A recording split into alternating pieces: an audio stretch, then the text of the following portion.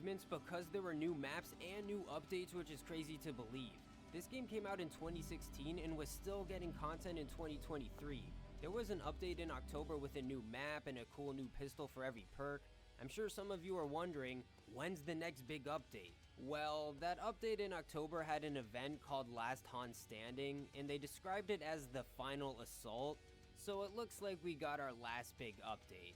Press F to pay respects. I don't see this confirmed, but I'm 99% sure this is the case. There's been little patches and hotfixes, but I think they're finally done milking this tender game. It's been fun with all the events, new weekly challenges, and not as good updates. Don't get me wrong, I appreciate this game getting updates compared to nothing, but I know a lot of you were tired of the HRG weapons and community maps, and I can see why. The updates were getting repetitive and predictable, but they did keep me on the game longer. It was just at a point that most of you were happy to hear that they were done updating the game. A lot of us just wanted Killing Floor 3 for a long time now, and I'm sure the cosmetics and the monetization didn't help with that. I couldn't imagine regularly spending money on the updates for weapons and cosmetics. In June of 2023, they went all in with the cosmetics, releasing the Cosmetic Season Pass, which actually seems like a good deal on sale. Like, don't get me wrong, I have a lot of DLCs and cosmetics. I just recommend being a smart shopper and buying them on sale. You can also buy on the market for some better deals, including this free and this very cheap golden skin. Not to mention that you can get Killing Floor 2 for about $5 or less, and it's not even that hard to run, so it's very accessible. I know a lot of you watch me when this game is on sale, so listen to me and buy this game. Nothing wrong with buying the base game, but these updates and monetization had some of us worried, especially that Cosmetic Season Pass. But not too long after that, they announced Killing Floor 3. That is what we finally have been waiting for. After about 8 years, they finally are turning this series into a trilogy with Killing Floor 3. Now, I don't get hyped for new games anymore. Trust me, I really don't. The last game I was looking forward to is Payday 3, and the launch was disappointing, but Killing Floor 3 is the game I'm really hyped for. So far, it seems like we get a new Killing Floor game every 7 to 8 years, so the hype is justified. But that's why having a good launch is important. I know having a shitty launch is the trendy thing AAA developers do these days because stupid consumers consume it anyway, but it's worse when you've been waiting nearly a decade. All of you in the future, way after this video came out, can tell me all about Killing Floor 3, especially how it compares to Killing Floor 2. I just hope it has an impressive presentation with new features. It'd probably be too much to ask for the amazing and creepy atmosphere of Killing Floor 1. It seems like they're going with a more slightly futuristic vibe like Killing Floor 2, but I'm open to that if it's a good game. Either way, I'm sure you'll be hearing from me when it comes out. But if that isn't enough to hold you over, or if you want even more Killing Floor 2 content, you'll always have the workshop. The custom maps and community have always been great to this game. Some of the custom maps are as classic and popular as some of the regular maps.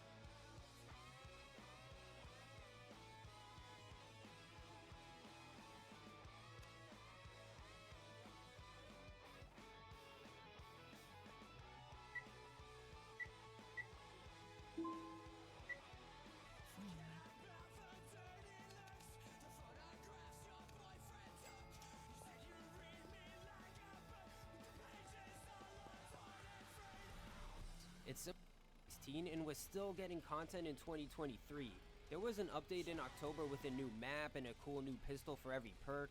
I'm sure some of you are wondering, when's the next big update? Well, that update in October had an event called Last Han Standing, and they described it as the final assault, so it looks like we got our last big update. Press F to pay respects. I don't see this confirmed, but I'm 99% sure this is the case. There's been little patches and hotfixes, but I think they're finally done milking this tender game. It's been fun with all the events, new weekly challenges, and not as good updates. Don't get me wrong, I appreciate this game getting updates compared to nothing, but I know a lot of you were tired of the HRG weapons and community maps, and I can see why. The updates were getting repetitive and predictable, but they did keep me on the game longer. It was just at a point that most of you were happy to hear that they were done updating the game.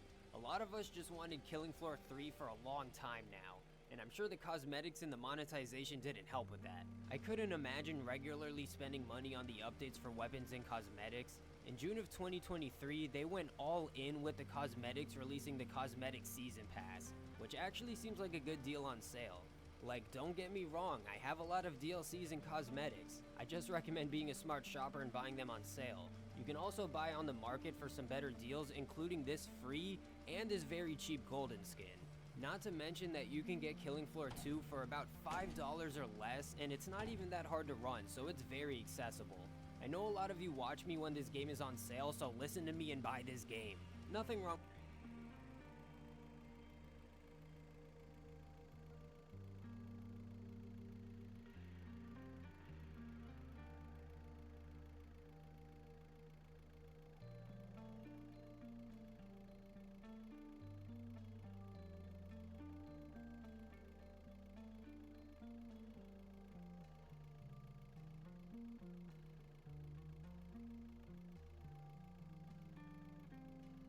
Wrong with buying the base game, but these updates and monetization had some of us worried, especially that Cosmetic Season Pass. But not too long after that, they announced Killing Floor 3. That is what we finally have been waiting for. After about 8 years, they finally are turning this series into a trilogy with Killing Floor 3. Now, I don't get hyped for new games anymore. Trust me, I really don't. The last game I was looking forward to is Payday 3, and the launch was disappointing, but Killing Floor 3 is the game I'm really hyped for. So far, it seems like we get a new Killing Floor game every 7 to 8 years, so the hype is justified. But that's why having a good launch is important. I know having a shitty launch is the trendy thing AAA developers do these days because stupid consumers consume it anyway, but it's worse when you've been waiting nearly a decade. All of you in the future, way after this video came out, can tell me all about Killing Floor 3, especially how it compares to Killing Floor 2. I just hope it has an impressive presentation with new features. It'd probably be too much to ask for the amazing and creepy atmosphere of Killing Floor 1. It seems like they're going with a more slightly futuristic vibe like Killing Floor 2, but I'm open to that if it's a good game. Either way, I'm sure you'll be hearing from me when it comes out. But if that isn't enough to hold you over, or if you want even more Killing Floor 2 content, you'll always have the workshop. The custom maps and community have always been great to this game. Some of the custom maps are as classic and popular as some of the regular maps. It's similar to looking for custom maps on COD Zombies. There's a lot of different themes and ideas, some from other games. Believe it or not, there's still some new maps coming out. Even if they aren't the most impressive or original, there's still some good ones. I remember when I used to look for the best and the newest maps while looking forward to the next update, achievement hunting trying to prestige all my perks, learning all the new maps with a friend and being a stupid noob. I guess all those good old days are behind me. Well, I'm still a noob, but we all know what it's like reminiscing on the early days after a long journey. I was playing this game daily for a while, on and off, but after getting nearly every achievement and prestiging every perk, I feel like I've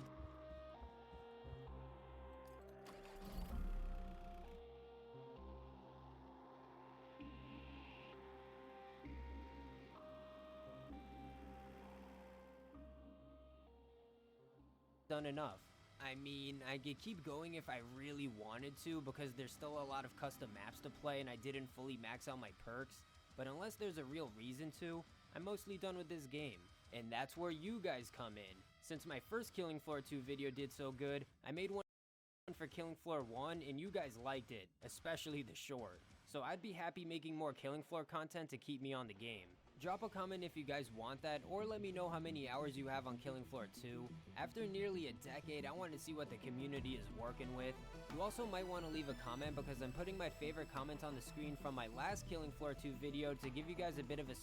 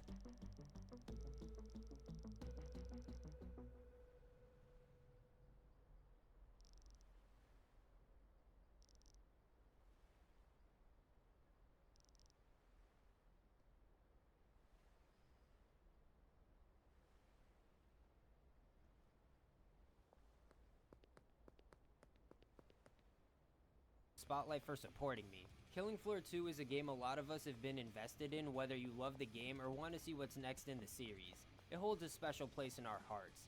I remember my friend first showing me this game back in 2016, and now it's one of my most played games. I enjoy all the maps, all the guns, the gore, the enemy variety, the gameplay, the perks, even the graphics and atmosphere, even though some people hate on them, and the fact that you can enjoy all of this with a friend or online. I have very little criticism with this game, and I mostly just wanted to talk about what happened since last time and my progress. I'm sure most of you want to criticize my crosshair because that's blasphemy in the Killing Floor community. I might as well call the Zeds zombies at this point to piss all of you off. But let's end things on a good note. Killing Floor 2 is one of the best zombie games of all time, standing between the original classic Killing Floor 1 and the future of the series Killing Floor 3. Peace.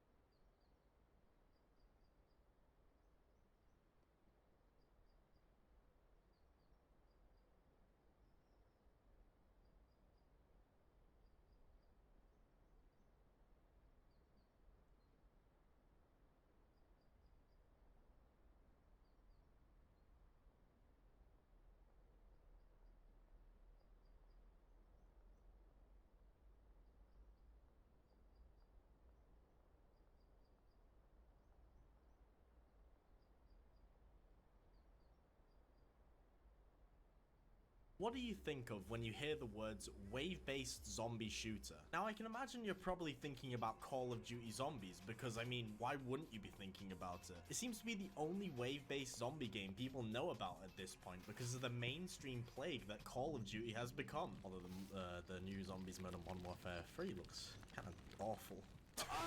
Zombies in Call of Duty used to be pretty cool though. Oh, let's go! It's like a reward. I'm gonna be 3 looks kind of awful. Zombies in Call of Duty used to be pretty cool though. Oh, let's go! It's like a reward. I'm gonna be honest, I have a lot of fond memories playing it back in the day on World at War with my brother, although I usually wouldn't be able to get past the intro cutscene without some.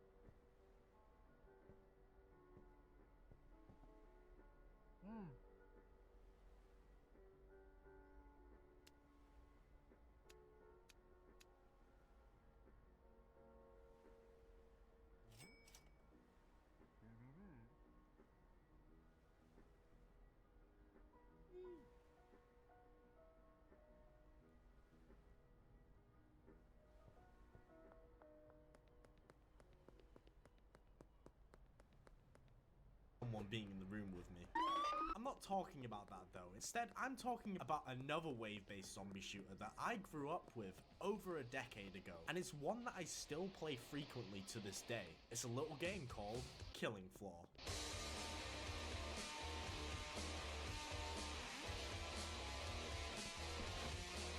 Not the sequel, or the third game that was just announced. That shit looks hype though, I'm excited. We're talking about the OG game here, the British one. I'm done in, you prats, help me! Killing Floor is a 6-player wave-based zombie shooter that came out in 2009, and let me tell you, it's pretty awesome. It's just balls to the wall action where you blast zombies' heads off listening to intense metal music while doing so, with gunplay that still holds up to this day. It just never gets old to me. It was published by a company known as Tripwire Interactive, exclusively for PC, and you can literally buy it for less than the price of a McDonald's cheeseburger half the time. And hopefully by the end of this video, you'll be somewhat interested in checking it out, because the game is bordering on being like the Queen, dead.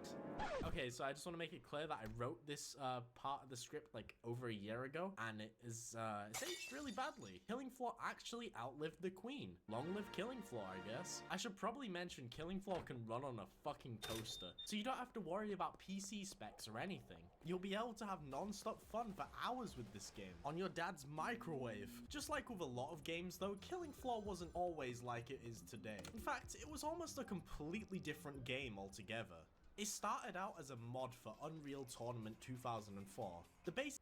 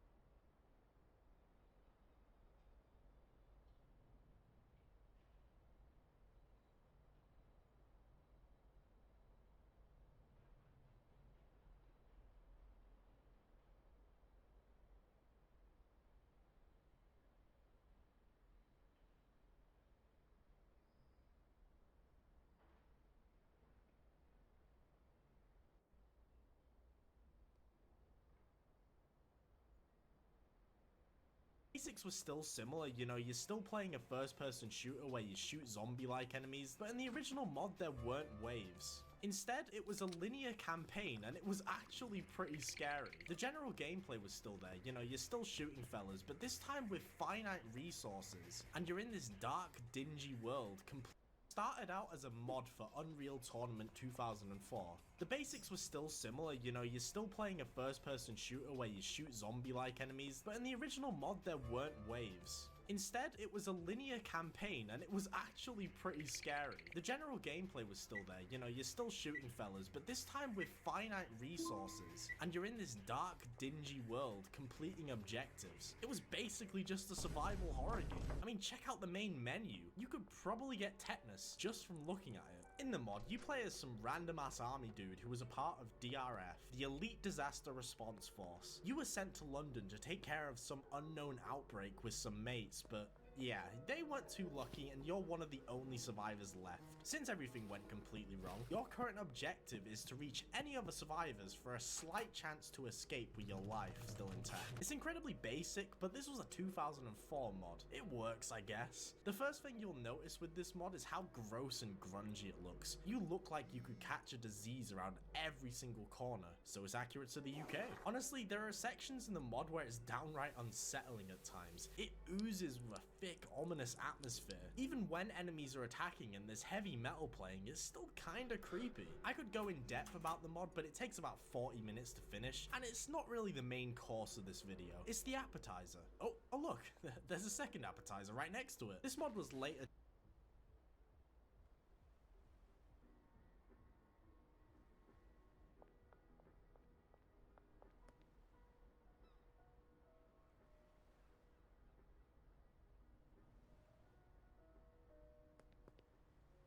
Even when enemies are attacking and there's heavy metal playing, it's still kinda creepy. I could go in depth about the mod, but it takes about 40 minutes to finish, and it's not really the main course of this video. It's the appetizer. Oh look, there's a second appetizer right next to it. This mod was later changed. Instead of it being a dark, spooky campaign going through the depths of London fighting for your life, it was a wave-based game where you hold out on different maps, fighting for your life again, but with friends. This idea stuck, and it was later more refined with a better UI, better gore, and even more weapons. And this version of the mod is probably the closest to the game we have today. Then the modders were approached by Tripwire Entertainment to help publish the game, give it a bit more refining here and there, which is when we got the Killing Floor we know today, which was released on Steam in 2009. So let's talk about Killing Floor, the best zombie game you've probably never heard of. Well, until now.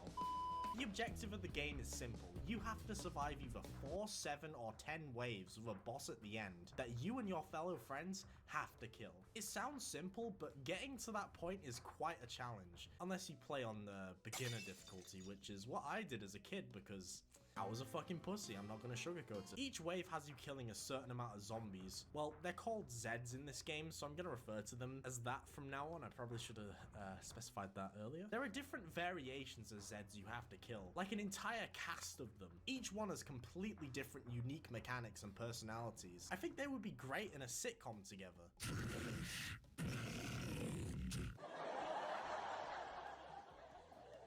What do you think you're doing?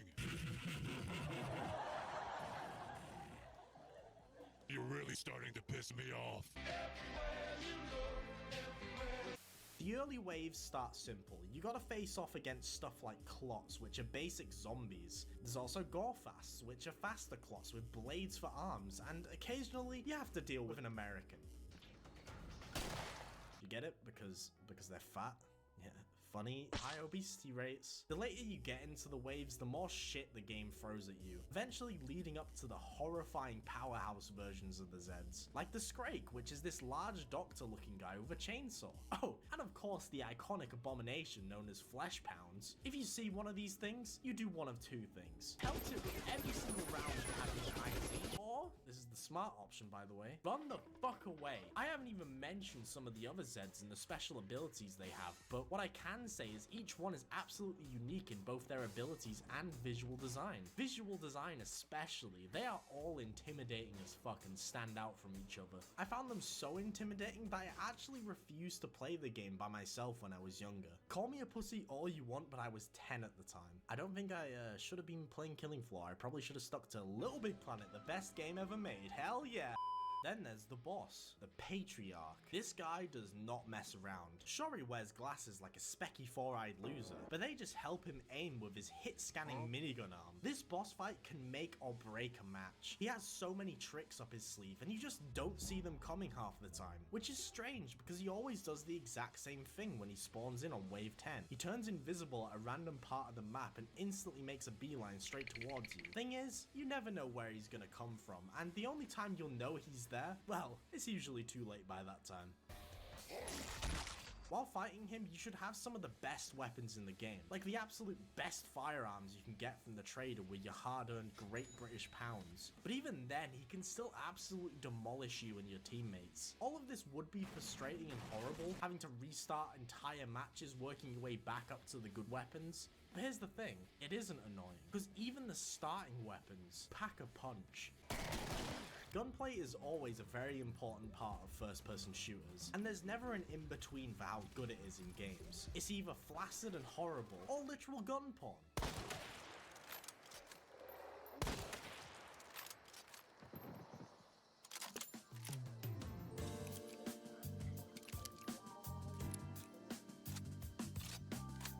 Thankfully, Killing Floor is definitely pornography in that department, especially the shotguns in the game.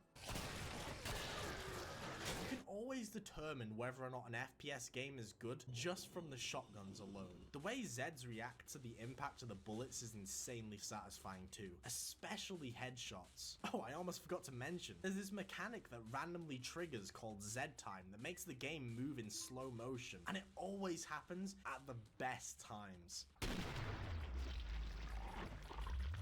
It's just so cool, what can I say? Weapons are tied to different classes called perks, and you get incredible boosts if you're using the weapons specifically made for them. There are a total of 7 in the game, and each one is completely unique. For starters, we got the Commando, which specializes in assault rifles. It feels like the most basic perk to choose, and honestly is my least favorite out of the 7, but it's still great despite this. Different classes called perks, and you get incredible boosts if you're using the weapons specifically made for them. There are a total of 7 in the game, and each one is completely unique. For starters, we got the Commando, which specializes in assault rifles. It feels like the most basic perk to choose, and honestly is my least favorite out of the 7, but it's still great despite this. You're also able to see invisible enemies, like the Stalkers, far more easily compared to everyone else. This also includes the Patriarch, so having a Commando on your team during higher difficulties is pretty essential. Then we have the Demolitions perk, which is probably the biggest damage dealer out of the 7. I mean, you already know why. The next perk on the list is the Field Medic, which is the support perk that I see absolutely nobody play, because let's be real, playing as a support is usually pretty boring. Support classes in games usually just have you focusing on healing your teammates rather than playing, you know, the actual game itself. But Killing Floor is a different story. The Field Medic focuses on SMGs. There's a cool gimmick though. They have little healing darts in them, so you're able to heal teammates while shooting into huge crowds of Zeds, keeping you in the gameplay while supporting teammates. It's just genius. They also have unique gas grenades that heal your team within a radius, while also damaging Zeds who stumble into the gas. It's just good shit. If you play Field Medic, you're amazing. Then we have the Firebug, which obviously specializes in fire weapons. It's kind of boring. I mean, you got the obvious stuff for this perk, like flare revolvers. Oh wait, I forgot we're playing Killing Floor here. The Firebug is cool. It's very good for crowd control, encasing the field in scorching flames, which thankfully don't damage your teammates. Thanks, pal. You can also play as the Pyro from TF2 in this game, which gives Firebug a few extra points in the cool department. I don't think there's a single bad perk, and we still have 3 more to talk about, like the Sharpshooter. Easily the most enjoyable perk out of the bunch, as its main focus is popping Zed's heads, which will never not be satisfying, especially if it initiates Z time, allowing you to see all of the chunks fly everywhere in slow motion. Hi FBI agent watching this, I hope you're enjoying the video. Make sure you like it, make sure you leave a like. I'm saving the best for last here. So the next perk I'm going to talk about is the Berserker, which is the Caveman perk, where you focus on swinging your big weapon around. What, are you waiting for me to say something else? That's literally it, it's the melee perk. Last but not least, we have the best perk. And no, I'm not biased just because I play it the most out of all of them. It's the Support Specialist. The weapons you use with this perk are shotguns. And that's all the perks. Each and every one is useful in its own way. There aren't any duds in this list at all. There's a perfect amount of variety here. Now you may recall me mentioning weapons are related to these different classes. While yes, they are meant for the perks they're used for, you can still buy them with any perk, but you're always nowhere near as effective using them if your perk doesn't match the weapon. The fact you're able to do this is nice though, and hell, it could even give you a personal challenge if you're a sadist and want your guns to be shit. Despite all of this action and carnage though, the final version of Killing Floor still has the eerie atmosphere of the mod. Being alone on some of these maps is incredibly unsettling. You feel like you're being watched between waves. It's just really ominous.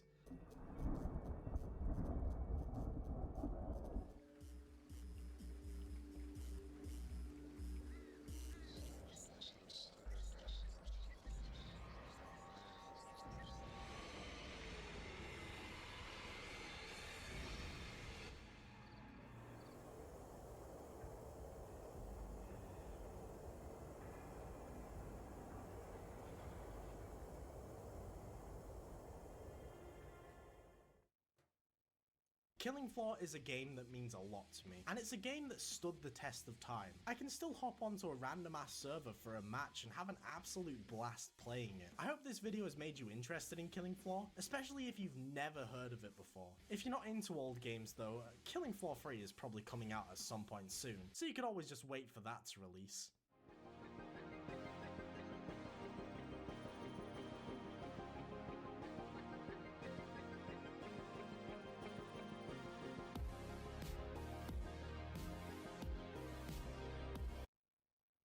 Hey paisanos, it's Half-Baked Dragon here. Killing Floor 3 Beta TM is a survival horror Call of Duty Apex Legends shooter where you play as copyright-free Apex COD characters with a tiny bit of imagination sprinkled in. In Killing Floor 3 Beta TM, you'll survive hordes of creatures that are totally not copies of the thing by doing the opposite of what previous Killing Floor entries have been all about. You'll bunny hop, wall jump, zip line, and modern shooter slide all over the place to style on these new and improved Zeds. Let me change my previous statement of survive because KF3 Beta TM isn't a survival horror. As stated by the game's page, it's actually an action shooter. My mistake. Loading into the game, you'll start off with the Killing Floor tradition of Ear Blast Tripwire Interactive. And if your ears are still working after that, just so we're absolutely clear, here's some tax incentive Georgia Ear Blast. Once you've gotten past the initial steps of tinnitus, you'll be thrown right into the grinder. Get ready for the next boss fight. Compiling shaders and more tinnitus.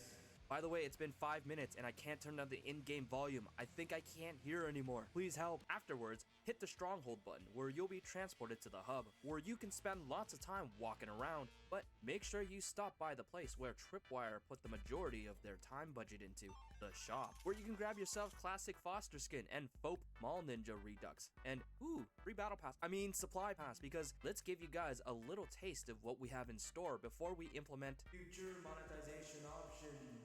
You'll have a wide selection of characters to choose from in your totally ragtag team of Temu-sponsored mercenaries. Foster, one of the most iconic Killing Floor characters, but don't be mistaken, he's not the original Foster. He's a clone, but for the low price of not yet revealed monetization option.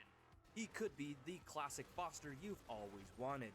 Devlin, who, as my friend puts it, is the firebug who is a yapper and a zoomer. You know, always has something to say about buffalo wings or macchiatas. Somehow went from working on Michael Bay films to designing bombs for the military. Luna, the angry Spanish sharpshooter who throws fierce Spanish words at Zeds because she's Spanish, tough, and angry. Basically, a Michelle Rodriguez type. Imram, the engineer. Basically, guy likes things well designed like an engineer because he's an engineer. Get it? Nakata, actual mall ninja shit. Can't understand him half the time because... And the other half of the time is something I've heard from an anime before. At least I get to live out my childhood dream of being a ninja. Obi, the medic. I don't know, he just talks in the third person and about strongest surviving and specimens and stuff. You know, just regular scientist stuff. Finally, after finishing the filler episode of choosing your specialist, walking around the lifeless hub, riding this zipline that goes nowhere, and making sure you check out the goodie store, we get to hop into the game, explore the painstakingly put together maps of Unity Asset Flip City Streets. Seriously, City Streets reminds me of a bare bones cyberpunk shooter asset flip game, where the only color palette we have is dystopian gray and nuclear fission yellow, because those are the two cheapest assets to buy. Hey look, I guess we did get that reservation to Dorsia. Nice. But also check out the other maps like Generic Zombie Apocalypse Military Base that's fallen to the Zeds, and Horzine Factory, the only map in the beta that slightly resembles something from old Killing Floor 2. The Zeds of 2091 have gone through a lot of push-ups, sit-ups, and plenty of juice, and they've got new knacks to tickle you to death. Klotz insists, the numerous trash of the game. Easy to hit, easy to kill, and easy to paint the entire map red with the oxygenated blood that occupies about 10% of the human body. And they love attaching themselves to you for that quick time event that's totally not Doom's glory kill mechanic. Floats that have been hitting the gym hard, so they can run up to you and hit you with the peak male athletic form, and the Who Wants Clam Chowder emetophilia attack. Husks that have equipped themselves with an exosuit that lets them fly into the sky and hit you with the aimbot Sirens that started wearing neck rings to give them maximum neck height for optimal audio-visual disruption. Skrakes that continuously hit the Liver King diet to get even more top-heavy, and also equip themselves with a long-range grapple hook that has more range than Marth's melee grab. I absolutely love it when 3 people are literally within sniffing range of the Skrake's ass cheeks, and when I decide to shoot him with 3 tiny bullets, it causes him to roid rage and pull me halfway across the map just so he can slap me for annoying him. And the Flesh Pound, the synthol injecting paleo diet man-child that gets extremely mad at you for even looking in their general direction. and loves pulling out the chains and whips because it excites him. I'll be honest, I kinda feel like my mans has gotten smaller than his previous iterations. Words that no ego-driven Instagram lifter wants to hear. But I'm here to speak truth to the guy that his 5x30 5-minute per day routine is not doing him any favors. Alright, jokes aside, it's time for me to get a bit serious. If it hasn't been clear already, let me make it crystal clear. Killing Floor 3 Beta TM isn't a Killing Floor game. Everything is sterile, safe. There's no grime or grunge. The blood and gore feel more like someone just spilled red paint over everything and called it a day. As one of my friends puts it, you can't even tell if it's blood anymore because literally everything is painted in blood. Visuals aside, modern shooter mechanics slid their way into Killing Floor 3 Beta TM. Things like ketamine-addled slides and hardcore parkour wall runs are added in instead of deliberate movements where panic running into a corner is almost a death sentence in earlier titles, especially on harder difficulties. Now, it just feels like if you're in trouble, just slap some bunny hops and shin-shattering COD slides up and down some stairs and it's almost like you were never in trouble to begin with. I ran into a corner on hard mode while being chased by a Scrake and Flesh Pound, and instead of getting hard punished by having my flesh pounded, I just pulled a COD 360 shin sweeper twice and got away pretty much scot-free. Weapons are pretty generic and just lack a lot of oomph. The only few weapons I felt were pretty satisfying were the Dragon's Breath shotgun with double blast, the slicey dicey blades, and the Mall Ninja Go random bullshit throwing weapons. But other than that, the majority of other weapons just didn't leave a major lasting impact. That being said, I know it's a beta TM, and they're probably hiding more weapons. Probably.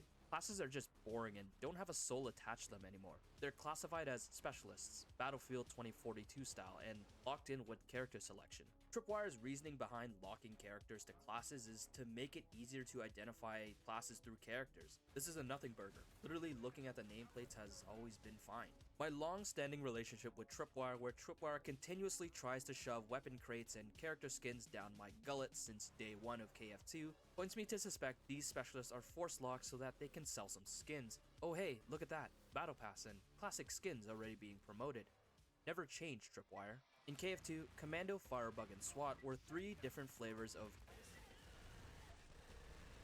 with limited Big Z hunting options. While Gunslinger, Sharpshooter, and Demo can literally left click to delete Big Zeds, but as a trade, they aren't able to clear trash as well as the trash killers. Then you had the more specialized roles like the absolutely goated Medic, the Giga Chad Ground and Pound Your Mom Berserker, and the Rip and Tear Support.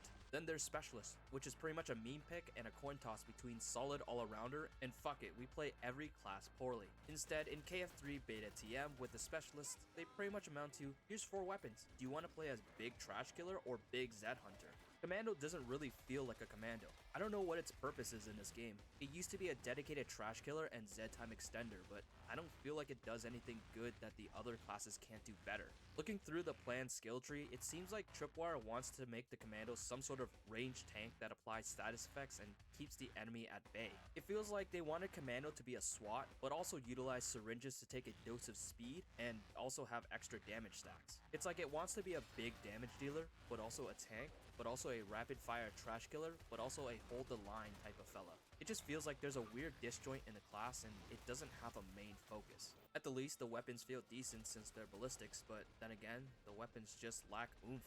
Firebug isn't a firebug. It's just a class that happens to have weapons that fire incendiary bullets. It just feels like I'm shooting at Zeds and they just so happen to poof on Firebug and SWAT. Tripwire's reasoning behind and the Mall Ninja Go random bullshit throwing weapons.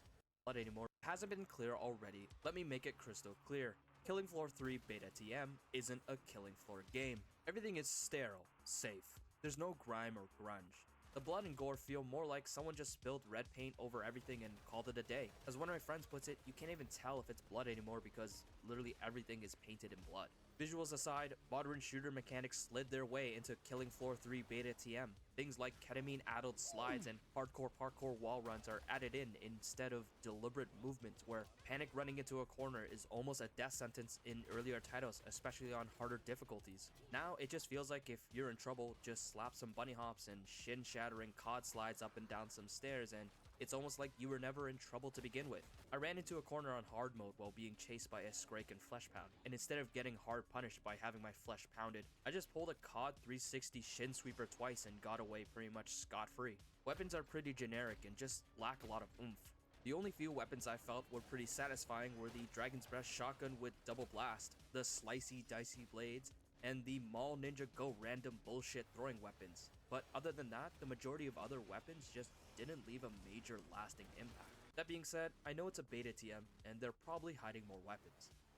Probably. Classes are just boring and don't have a soul attached to them anymore. They're classified as specialists, Battlefield 2042 style, and locked in with character selection. Tripwire's reasoning behind locking characters to classes is to make it easier to identify classes through characters. This is a nothing burger. Literally looking at the nameplates has always been fine. My long-standing relationship with Tripwire, where Tripwire continuously tries to shove weapon crates and character skins down my gullet since day one of KF2, points me to suspect these specialists are force locked so that they can sell some skins. Oh hey, look at that, Battle Pass and classic skins already being promoted.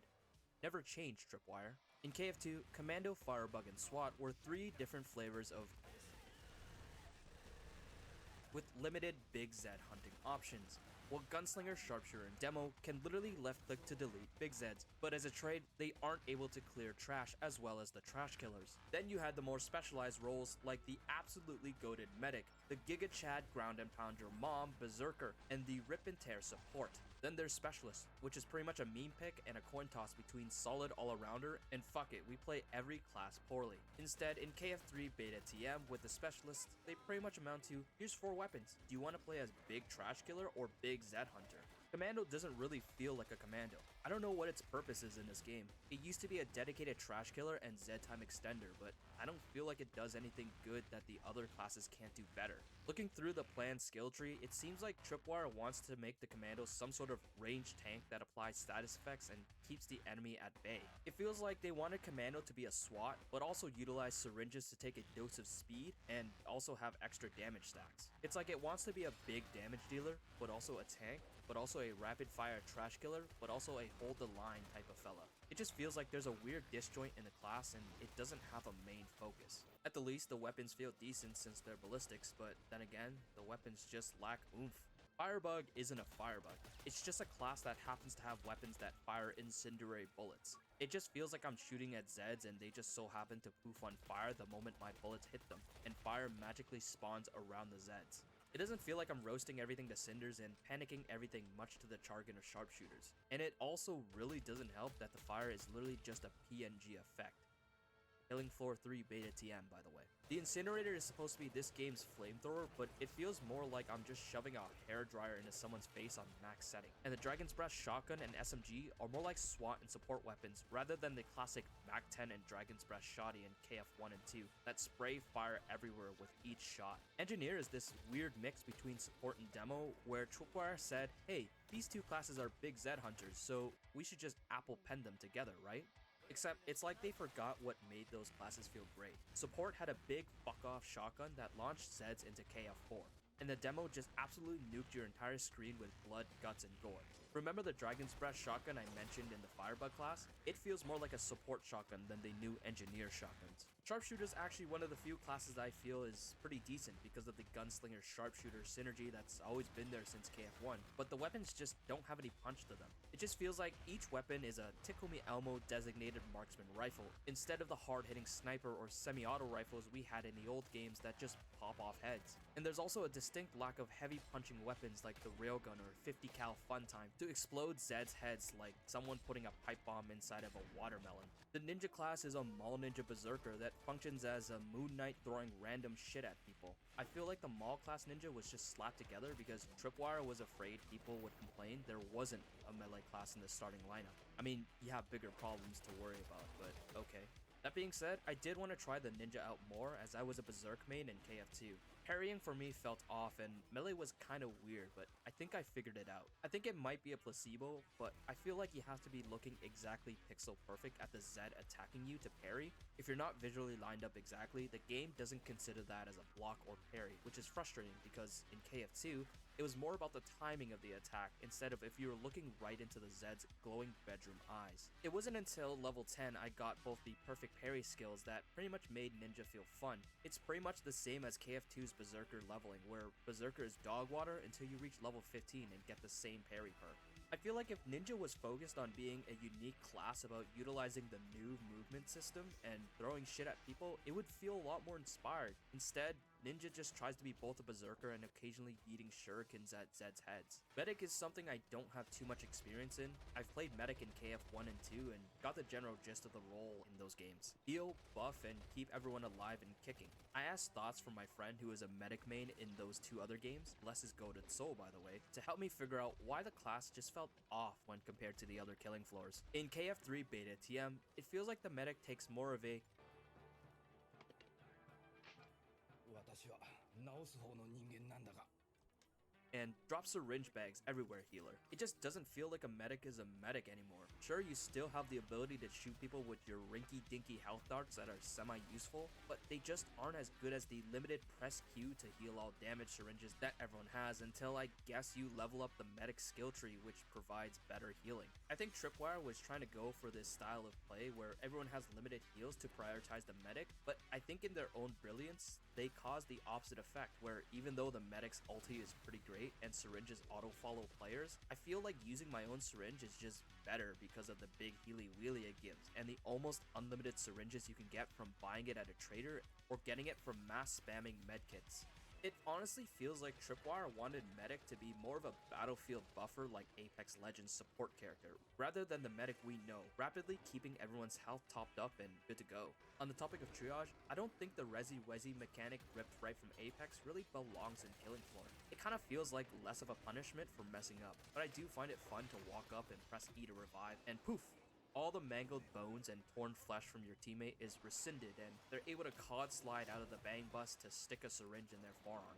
Z time has been changed from classic Killing Floor's random matrix action moment to build up a kill bar with every player taking a hit of amphetamines once Z time's triggers. I feel like it's a step backwards and the antithesis to what Z time originally was. Z time used to be a random celebration of gore, violence, and obliteration, with commandos blessedly extending your show to an encore. Now, instead, it's turned into a simulation of what a cat feels when it has murder zoomies and wants to slap every toy and furniture around the house. I understand the kill bar is meant for a more tactical use of Z time, but I feel like the whole Z time was born from the rule of cool, and now it just doesn't feel cool or organic anymore. It's just a thing that happens and either you get hard murder zoomies or a get out of jail free card.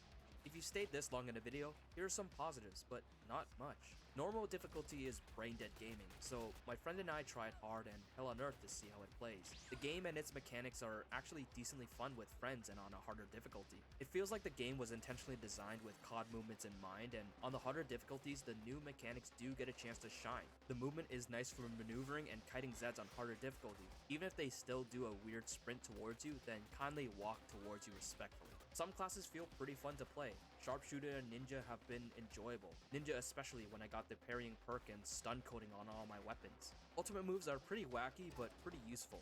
Sharpshooter's Yondu arrow and Commando's Screen Gore drone generally delete a lot of things on the screen. The Medic's domain expansion is a pretty cool way to give break to the hold shift to run and get a group heal off. And the Engineer carries around a boombox. The Mall Ninja does this goofy Spider-Man zip punch Doom Eternal style, and the Firebug just does Lucio's beat drop with fire. There's a couple of small things like crawlers crawling on the floor and crawling in my skin, Zed's crawling on the floor after you delete their limbs, or the Scrake's goofy pull animation where he just yoinky splinkies you into death. It's pretty funny when you're a couple meters away from the Scrake and all your teammates are literally clapping his cheeks and he decides to pull you in because you shot him 3 times, and that made him real angry. I like being able to customize my weapons to give them unique status modifiers and looks. Stun modifier on the Ninja goes crazy, but I feel like it's just another ripoff from the COD loadout system. And that's all I've got for positives really. I feel like Killing Floor 3 Beta TM is just an amalgamation of a bunch of popular games. It just feels like a bunch of half-assed things that were mixed together to try and cook a whole-ass game. The majority of things feel like they were just ripped straight from other games, either because Tripwire didn't want to make a Killing Floor game, or they just had their eyes on the prize for cash money. Like I've said previously, the movements are all taken from modern shooters like Apex and COD, and it just feels so different from the old Killing Floor's methodical movements where death was just one bad corner turn away. The characters feel like they're just copied high school homework from Call of Duty or Apex. The guns just feel like they're generic sci-fi weapons rehashed, like the Medic's Ghostbuster gun and the last weapon, the LF-85, which is literally just All-Out Force Institute rifle but with red lasers. They even added in Doom's glory kill mechanic, where if a Zed has low enough health, you can just press B to glory kill and get stuck in an animation that is just half-assed. And there's nothing like getting stuck in an animation in a game where the most important thing is movement. It totally didn't get my friend killed in a Hell on Earth level when I got locked in a Zed grab quicktime event and he got body blocked by Devlin's entire bakery being chicaned by Zed's outside Dorsia. Even the VTOL animations just feel half-assed right from XCOM 1. Literally the liftoff and loading screen is just XCOM 1's Skyranger liftoff and loading screens. I feel like Killing Floor 3's Beta TM Foster is a perfect description of what Killing Floor 3 Beta TM is. Foster in this game is a clone of the original Foster. Orzine got tired of Foster's old Stand still or I'll stick it where the sun don't bloody shine, declaring each clone to be defective and scrapped for rework, to which the Foster clone escaped. I feel like Killing Floor 3 Beta TM is just an abstraction of the original Killing Floor 1 and 2. It's a clone with the KF name on it, with attempts made to add old things just because it's KF. But like Foster, Tripwire wants Killing Floor 3 Beta TM to not be Killing Floor. From modern knee-breaking slides, Apex Legends gear and UI, and Doom glory kills, it's a modern shooter with decently fun mechanics, but it's simply not Killing Floor. With its release in literally a month, the whole beta not final product tag kinda seems like a final product tag.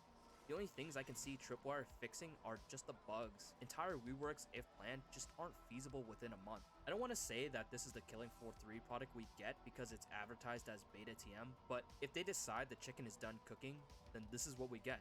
Just another soulless AAA game looking to ride the coattails of other soulless AAA studios. That's it for this video about Killing Floor 3 Beta TM Extravaganza. I'm not really looking forward to Killing Floor 3. It's decently fun, but it's just not Killing Floor. I do really hope that this video ages like spilled milk and Killing Floor 3 can turn into something that can actually be considered a legitimate Killing Floor sequel. But as always, thank you so much for watching. I do hope you very much enjoyed the video. As always, more to come in the upcoming weeks. Take care for now, paisanos. I loved Killing Floor 1. The grungy, slow-paced horror atmosphere, the satisfying weapons, the unique enemy variety, the gameplay that required teamwork. This game was in development long before zombie games ever became popular, but all the things I praised Killing Floor 1 for almost don't exist in Killing Floor 2, and it doesn't look like it's going to be any different in Killing Floor 3. What happened?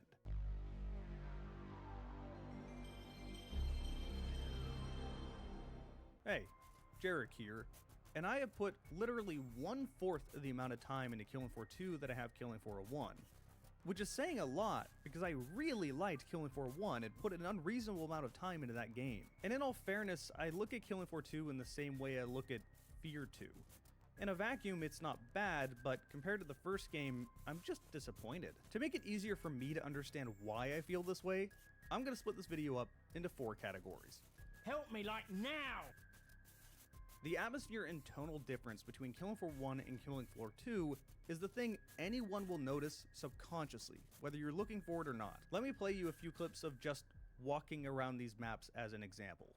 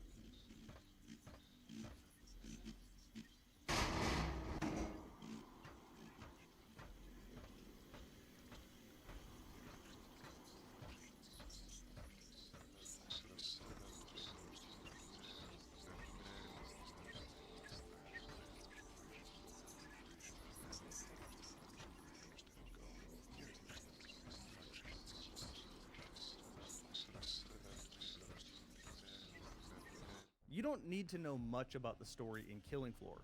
All you really need to know is that there's a company called Horizon that tried to create mutants that got out. But that's not really important. The backdrop is mainly there just to set up the world, to set up why you were in this grungy environment. It has a lot of atmospheric storytelling that you don't need to look very far to see. These maps were largely claustrophobic and devoid of people. You are alone, and you are not the biggest hunter. The game is not trying to make you feel powerful, and the gameplay backs that up, which I will get to that. This atmosphere is so thick that not even loads of money could take you out of it. Time for the shoppers. Let's get to the trader, guys. Wait for me, you wankers. This voice acting instead became endearing and almost comedic relief. Now, the atmosphere doesn't necessarily mean that this horror game is going to have you screaming and afraid. You are mostly playing a horde shooter, but clearly the atmosphere is there. They really tried with this. In contrast, most of the maps in Killing Floor 2 are bright and sterile and very science fiction. It's almost like they exist just to be a canvas for the blood. Well, because that's exactly what they're supposed to be. Admittingly, this is satisfying, but it ruins the atmosphere. So why did it end up like this? Why the tonal change? Well, I believe the main reason is because Tripwire isn't really behind the atmosphere of the first game. Killing Floor has evolved a lot over the years. It started as a total conversion mod for Unreal Tournament 2004. There were multiple iterations of this mod before Tripwire came along and purchased the mod. These original modders helped Tripwire complete that retail game, which then released in 2009. But needless to say, this game was mostly the vision of the modders, not Tripwire. This isn't to say Tripwire did nothing, to be clear. Tripwire definitely polished the game up a lot. But that's the thing, they polished the game up. They didn't create it. Killing Floor 2's vision was never the same for the start. Instead, you're supposed to be killing zombies constantly, an action movie style of game, where you feel more powerful than the first. Who do you think you are? Bleeding action, man? The gameplay change is the thing that really bothers me the most between Killing Floor 1 and Killing Floor 2. Killing Floor 1 was a slow-paced game. The best method to stay alive was to generally find the best place on the map to hold out, have your support weld shut doors, have your medic support your other teammates, have good crowd control, and generally just have good communication. If you get overrun, more than likely at least one of you are dying, if not all of you. But Killing Floor 2 doesn't play like this at all. Killing Floor 2 is much more of an action game. There is one massive change to Killing Floor 2. The ability to sprint. Sprinting alters any game it's added in, sometimes for the worse. I truly believe sprint hurt Killing Floor a lot. So previously, when you got overrun by the enemies, you had to pull your knife out to move a little bit faster and try to shimmy your way by them. Create a path and get out of there. Instead, in Killing Floor 2, you can just sprint away. Keep your gun ready. But this also means you can travel farther distances quicker, which also means you need to design maps differently. In Killing Floor 1, a lot of these maps are claustrophobic with dead ends. But you can hold out there, you can stay alive. In Killing Floor 2, the map designs don't really facilitate this as much. The end result is that you end up with a sort of highway system that you can sprint around at all times. So of course this becomes more Call of Duty zombie-esque, and you just circle strafe enemies until they're all dead. You don't really need teammates to do this. You could do it on your own. Not only does this make the gameplay less tense, but it also reduces the need for teamwork. In Killing Floor 1, I found myself choosing the class that I would need that is more fit for my lobby. A medic was required. The ability for a support to weld the door faster was insanely useful. Having demolitions was great for crowd control. So was Firebug. You get my point. Each class had a purpose. In Killing Floor 2, since everyone is such a good fighter and the monsters don't really have that much of a leg up on you, kind of doesn't matter as much. That's not to say those mechanics don't exist, you just don't need to engage with them anywhere near as much as the first game. Now let's talk about these guns really quick. So you know how in between waves you go and buy better weapons? And these weapons have a pretty obvious tier to them. Not really stated in game, but it's pretty obvious that the Scar is better than the Bullpup. Well, in Killing Floor 2, you can just upgrade your gun so it becomes stronger. Why? What is the point of adding this? This just doesn't encourage require dead ends. But you can hold out there, you can stay alive. In Killing Floor 2, the map designs don't really facilitate this as much. The end result is that you end up with a sort of highway system that you can sprint around at all times. So of course this becomes more Call of Duty zombie-esque, and you just circle strafe enemies until they're all dead. You don't really need teammates to do this, you could do it on your own. Not only does this make the gameplay less tense, why the tone change is the thing that really bothers me the most between Killing Floor 1 and Killing Floor 2. Killing Floor 1 was a slow-paced game. The best method to stay alive was to generally find the best place on the map to hold out, have your support weld shut doors, have your medic support your other teammates, have good crowd control, and generally just have good communication. If you get overrun, more than likely at least one of you are dying, if not all of you. But Killing Floor 2 doesn't play like this at all. Killing Floor 2 is much more of an action game. There is one massive change to Killing Floor 2. The ability to sprint. Sprinting alters any game it's added in, sometimes for the worse. I truly believe sprint hurt Killing Floor a lot. So previously, when you got overrun by the enemies, you had to pull your knife out to move a little bit faster and try to shimmy your way by them. Create a path and get out of there. Instead, in Killing Floor 2, you can just sprint away. Keep your gun ready. But this also means you can travel farther distances quicker, which also means you need to design maps differently. In Killing Floor 1, a lot of these maps are claustrophobic with dead ends. But you can hold out there, you can stay alive. In Killing Floor 2, the map designs don't really facilitate this as much. The end result is that you end up with a sort of highway system that you can sprint around at all times. So of course, this becomes more Call of Duty zombie-esque, and you just circle strafe enemies until they're all dead. You don't really need teammates to do this, you could do it on your own. Not only does this make the gameplay less tense, but it also reduces the need for teamwork. In Killing Floor 1, I found myself choosing the class that I would need that is more fit for my lobby. A medic was required. The ability for a support to weld the door faster was insanely useful. Having demolitions was great for crowd control. So was Firebug. You get my point. Each class had a purpose. In Killing Floor 2, since everyone is such a good fighter and the monsters don't really have that much of a leg up on you, kinda doesn't matter as much. That's not to say those mechanics don't exist, you just don't need to engage with them anywhere near as much as the first game. Now let's talk about these guns really quick. So you know how in between waves you go and buy better weapons? And these weapons have a pretty obvious tier to them. Not really stated in game, but it's pretty obvious that the Scar is better than the Bullpup. Well, in Killing Floor 2, you can just upgrade your gun so it becomes stronger. Why? What is the point of adding this? This just doesn't encourage people to experiment with new guns. It's not necessarily a completely complicated system, but I do think it overcomplicates a perfectly fine system they already had. Some weapons were clearly better than other ones, some worked better with other ones. Why change that? These weapons feel really good in both Killing Floor 1 and Killing Floor 2. But there's something about the guns that always bothered me in the second game. After you get done reloading or sprinting or doing anything that requires you to move your gun off screen, it does this wobble thing when you move it back to the center. Since this game doesn't work like other shooters and the bullets actually come out of the gun rather than your viewpoint, this makes aiming a little awkward. Now, it is better that the bullets come out of the gun, but I don't know why this little wobble thing exists. It's been a pet peeve for a long time, and it makes aiming feel really weird. Kind of irrelevant to the whole topic of this video, but I just wanted to rant about that for a moment. But graphics and animations and blood being all over the walls, this is the one thing that I think Killing Floor 2 did better, albeit the atmosphere is worse, so does it really matter? Money, money, money. Loads of money. Oh boy, this is a big one. This is where after you get encourage people to experiment with new guns. It's not necessarily a completely complicated system, but I do think it overcomplicates a perfectly fine system they already had. Some weapons were clearly better than other ones, some worked better with other ones. Why change that? These weapons feel really good in both Killing Floor 1 and Killing Floor 2.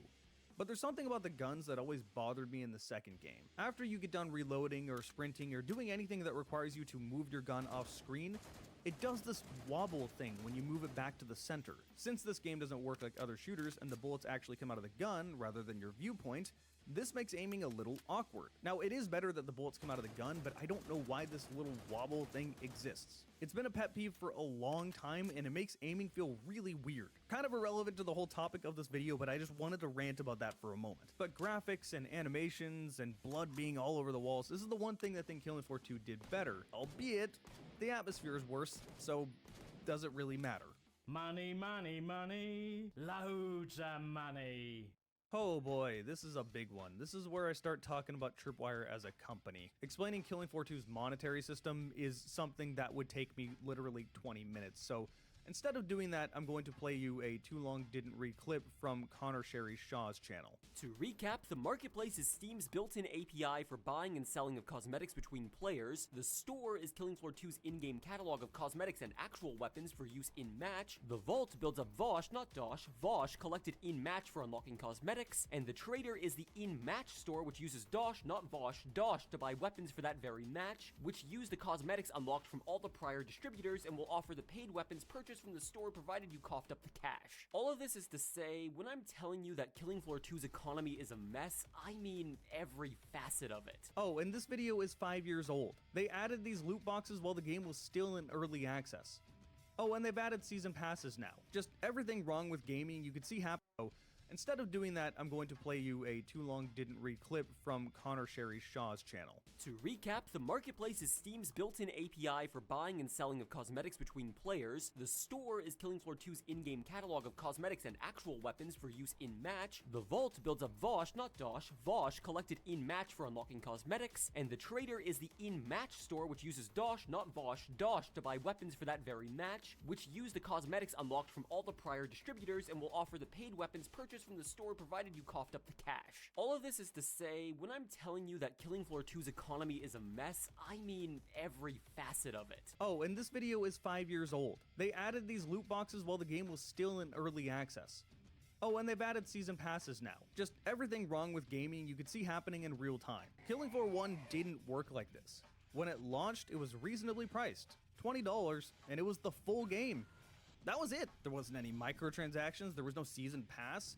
This was just the full game, and they wanted you to enjoy it. Whether you realize it or not, Killing Floor 1 was one of the first games as a service. Now that phrase may trigger something in you nowadays, because it's been used in the worst way possible. But back then, that wasn't even a phrase yet. Tripwire saw the success of Killing Floor 1, being the highest sold game on Steam for a while, and instead of trying to reach into the depths of your wallet, tried to make the game deeper. There was so much free content, so many new maps, so many new guns, again, so many of them taken directly from modders who then got paid. Again, this is what Valve did. At the time, I thought they were learning from the best. And even when they started adding paid content in Killing Floor 1, it was alongside free content. We'd get some new maps and then a weapon pack that would cost $8 for 4 new guns. I got so much free content and put so many hundreds of hours into Killing Floor 1 that I felt justified in buying these. There wasn't really that many either. Skip forward to Killing Floor 2 and one new weapon cost $10.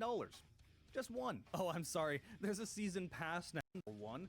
It was alongside free content. We'd get some new maps and then a weapon pack that would cost $8 for 4 new guns. I got so much free content and put so many hundreds of hours into Killing Floor 1 that I felt justified in buying these. There wasn't really that many either. Skip forward to Killing Floor 2 and one new weapon cost $10. Just one. Oh, I'm sorry. There's a season pass nowadays. You want the Armory season pass to get all the weapons? $30. Why? Oh, nope, I'm sorry. That only includes Armory passes up to 2021. If you want all the 2022 weapons, you need the season pass for 2022, another $20. Or you can get the Ultimate Edition upgrade, which is $50. And that's not including any of the cosmetic stuff we mentioned earlier through loot crates and all this other nonsense. Tripwire at this point has completed their evolution from a small mod team to a small indie studio to just full-on AAA garbage. Wankers! Killing Floor is kind of a sad story to me. It seems that the original modders were the reason why Killing Floor 1 was as good as it is, and Tripwire is the reason why Killing Floor 2 has slowly gone downhill over the years. It truly did feel that Tripwire in the early days were making games for the consumer. No, not even the consumer, because it didn't feel like they looked at you as just pockets of money. It felt like they were making games for the gamer to enjoy, experiences that they wanted you to try out, that they put a lot of passion into. Nowadays, it feels like Tripwire has fallen in line with every other AAA studio and trying to suck up as much money out of you as possible with a subpar product. Is Killing Floor 2 a bad game? No. It's just disappointing and not worth all the extra money. Hey, big thanks to my YouTube members. They got to see this video a week early. Money has been extremely tight lately, so it really does mean a lot. Even if you don't want to become a member, you can still support me by clicking the subscribe button or checking out any of these videos on the screen. Thank all of you guys for watching. I'll see you next time.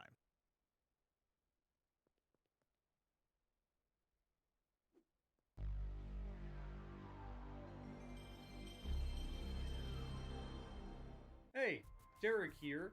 Longtime viewers on this channel remember Killing Floor as one of my cornerstone games forever ago, alongside Rainbow Six Vegas, Fear Combat, and Halo. But surprisingly, I've never made a video of Killing Floor 1, which is my favorite of the two, by quite some margin. But before I can get into that, I need to thank today's sponsor. Nothing. There is none. So I'll thank my channel members instead. These guys get to see my videos ahead of time.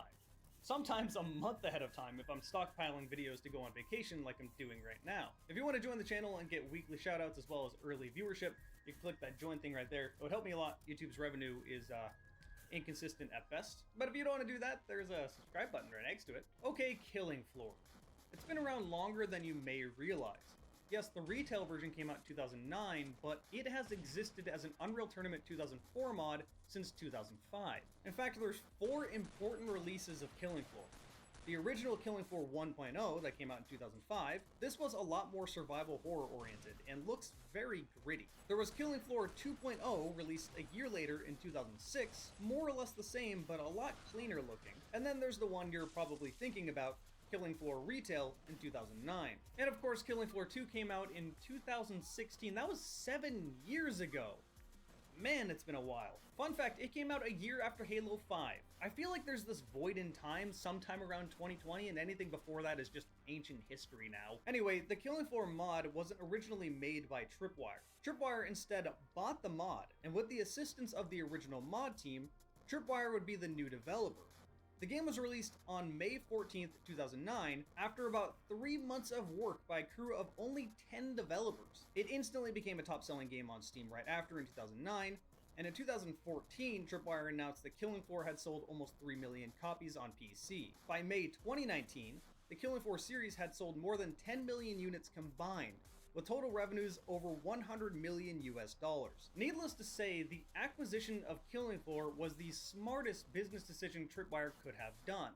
Yes, they already had the Red Orchestra franchise, and that would eventually go on to become Rising Storm Vietnam, but Killing Floor was their cornerstone game. So what's Killing Floor 1 about? What's going on here?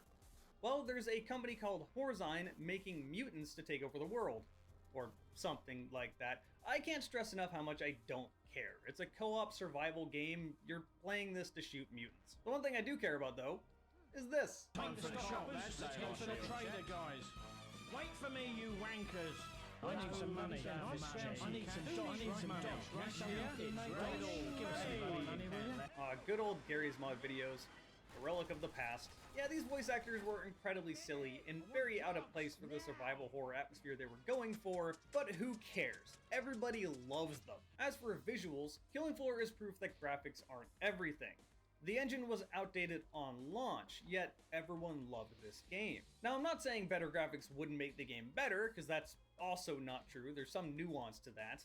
I just feel like better graphics are more bonus points than the requirement. What Killing Floor 1 did have was good gore. This is an over-the-top zombie game, you have to have some gore. Headshots and giblets were very satisfying. So what's the gameplay about? Why did everybody like this game? At a glance, it just looks like another one of your co-op horde wave-based shooters. But Killing Floor 1 does so much more to make the game not feel repetitive. I also feel very inclined to mention that Killing Floor was one of the first games to do this. The mod came out in 2005. Call of Duty Zombies didn't come out till 2008, just to put that time frame somewhere. One of my biggest complaints with zombie games that would come out after Killing Floor 1 is that zombies are just kind of boring to play against. You may find the concept of them interesting, but if the only thing zombies are doing is running at you and trying to hit you, then that's your whole game, and to me, I just get bored. Killing Floor avoids this in quite a few different ways. The first one is that it kind of embraces its horror elements. Movement is very limited. You don't have a sprint, and you shuffle rather slowly. If you want to move faster, you have to pull out your knife and act like you're walking to the closest bathroom because you just shit your pants. Basically, this means you can't outrun the enemies, and your best tactic is to hold up with your teammates. And the reason you can't outrun your enemies is because there's so much enemy variety. You have the basic Clot. This is a complete non-threat except for the fact that it can grab you and stop you from moving, which can get you killed if there are other enemies around and you're not paying attention. You have the Gorefast, which is like the Clot except for it moves faster and has a blade on its arm. You have the Crawler, which is this human spider abomination. These things pop up anywhere and jump at you, making them erratic targets to shoot. You have the Stalkers, which are cloaked enemies, ultimately not too much of a threat. You have Bloats, which, as a reminder, this game came out before Left 4 Dead. 3 years before. Yeah, the bloat pukes on you. Makes your screen go all blurry. If you kill it and you're too close, it will explode and also do this. You have the Husk. This enemy has an arm cannon that shoots fireballs at you, so you do have to pay attention to more than just enemies running at you. You have the Siren, which is a deceivingly big threat. They slowly walk around, so they don't seem like they do much, but they scream and do damage to you. And the screaming bypasses your armor entirely. Then you have the Scrake and Fleshpound. These are the two toughest enemies in the game. They both act very similarly. They have a ton of health, and they run at you and try to immediately murder you. These take priority. If these exist, kill them. And then you have a final boss, the Patriarch. Even more health than any of the other enemies, has a chain gun on his arm, and can also shoot missiles. This also allows you to beat the game, so this is a horde game that actually ends. I generally get bored if a game is just reach as far as you can. Now, I want some sort of closure, I want a goal. These enemies together can be rather strong, so to balance this out, you can choose between 6 classes, all specializing in certain weapon types and gaining unique bonuses. Each class can be leveled up by completing specific tasks to this class. This gives you something to work towards, but God, I just found leveling these classes more annoying than anything, and you'll see why in a bit. First, let me highlight how awesome the guns are in this game. Yeah, you wouldn't be talking about a Tripwire game without talking about the guns. Even though the Killing Floor 1 engine is rather outdated on launch, the reloading animations are rather smooth, the gun sound effects are awesome, and there's this perfect amount of screen shake to show power behind these weapons. If these guns are strong enough, like the double barrel shotgun, it will even launch you backward a little bit. I can't stress enough how good the gunplay in this game is. And that's really important because that's a cornerstone of a zombie game. Like seriously, if I wanted to focus on all of these weapons, this video would be 2 hours long. There's a lot of guns in this game. Let me kind of go over them by talking about the classes you can choose. Oh, also I'm going to rank these classes from my favorite to least favorite. Sharpshooter specializes in pistols and precision weapons. Gameplay varies between spamming dual-wield deagles or sniping with the 50 cal to focus on heavy units. Leveling Sharpshooter up simply requires you to get headshots with Sharpshooter weapons, whether you're Sharpshooter or not, meaning an easy way to level is to just get headshots with your starting pistol on wave 1. To reach max level, which is level 6 across every class, it's always the same, Sharpshooter requires 8,500 headshots. This will give you 140% headshot damage with perk weapons, plus 50% headshot damage with off-perk weapons, negative 75% recoil with perk weapons, plus 60% reload speed with perk weapons, 70% discount on perk weapons, 42% discount on crossbow ammo, and you spawn with a crossbow. Now, some of these bonuses are kind of universal across every class. You're always going to get a discount on whatever weapons that go for that perk, you're going to get less recoil, just stuff like that. But like I said, I really don't like the idea of having to level up these classes. It's a false way to make you feel like you're progressing. You'll think you're getting better when the advantages simply make the game less hard. Or more accurately, it's a combination of you getting better and you're leveling up. I'm mainly not a fan of leveling because it requires you to grind and just makes you less useful if you haven't played the game as much for reasons out of your control. As for Sharpshooter, dual-wielding pistols is really fun, and also, obviously, a 50 cal sniper is going to be fun in a game like this. If I have to put it on this list, it's tied for 4th or 5th place. Also, I should reiterate, I like all of the classes, so the last place one is just the one I like the least, but still love. Field Medic.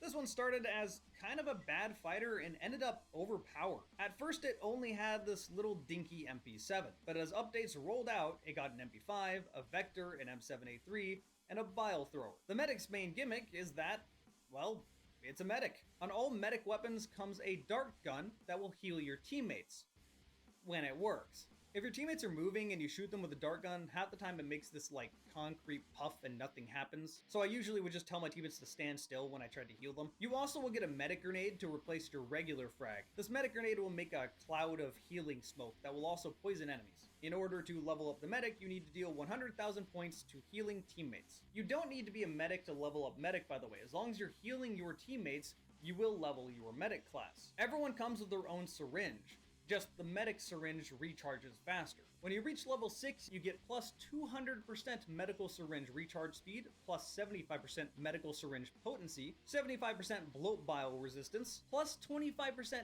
movement speed, plus 100% magazine size for perk weapons, plus 87% discount on perk weapons, plus 75% damage resistance with armor, plus 70% discount on armor, and you will spawn with an MP7 medic gun. Now, you can probably see why I said a medic is the most overpowered class.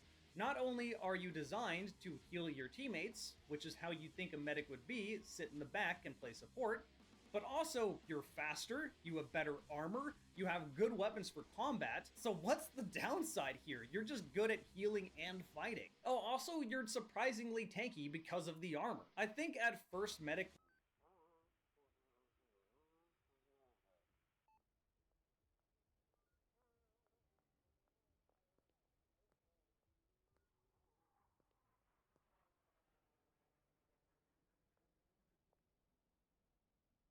You're a boy, right?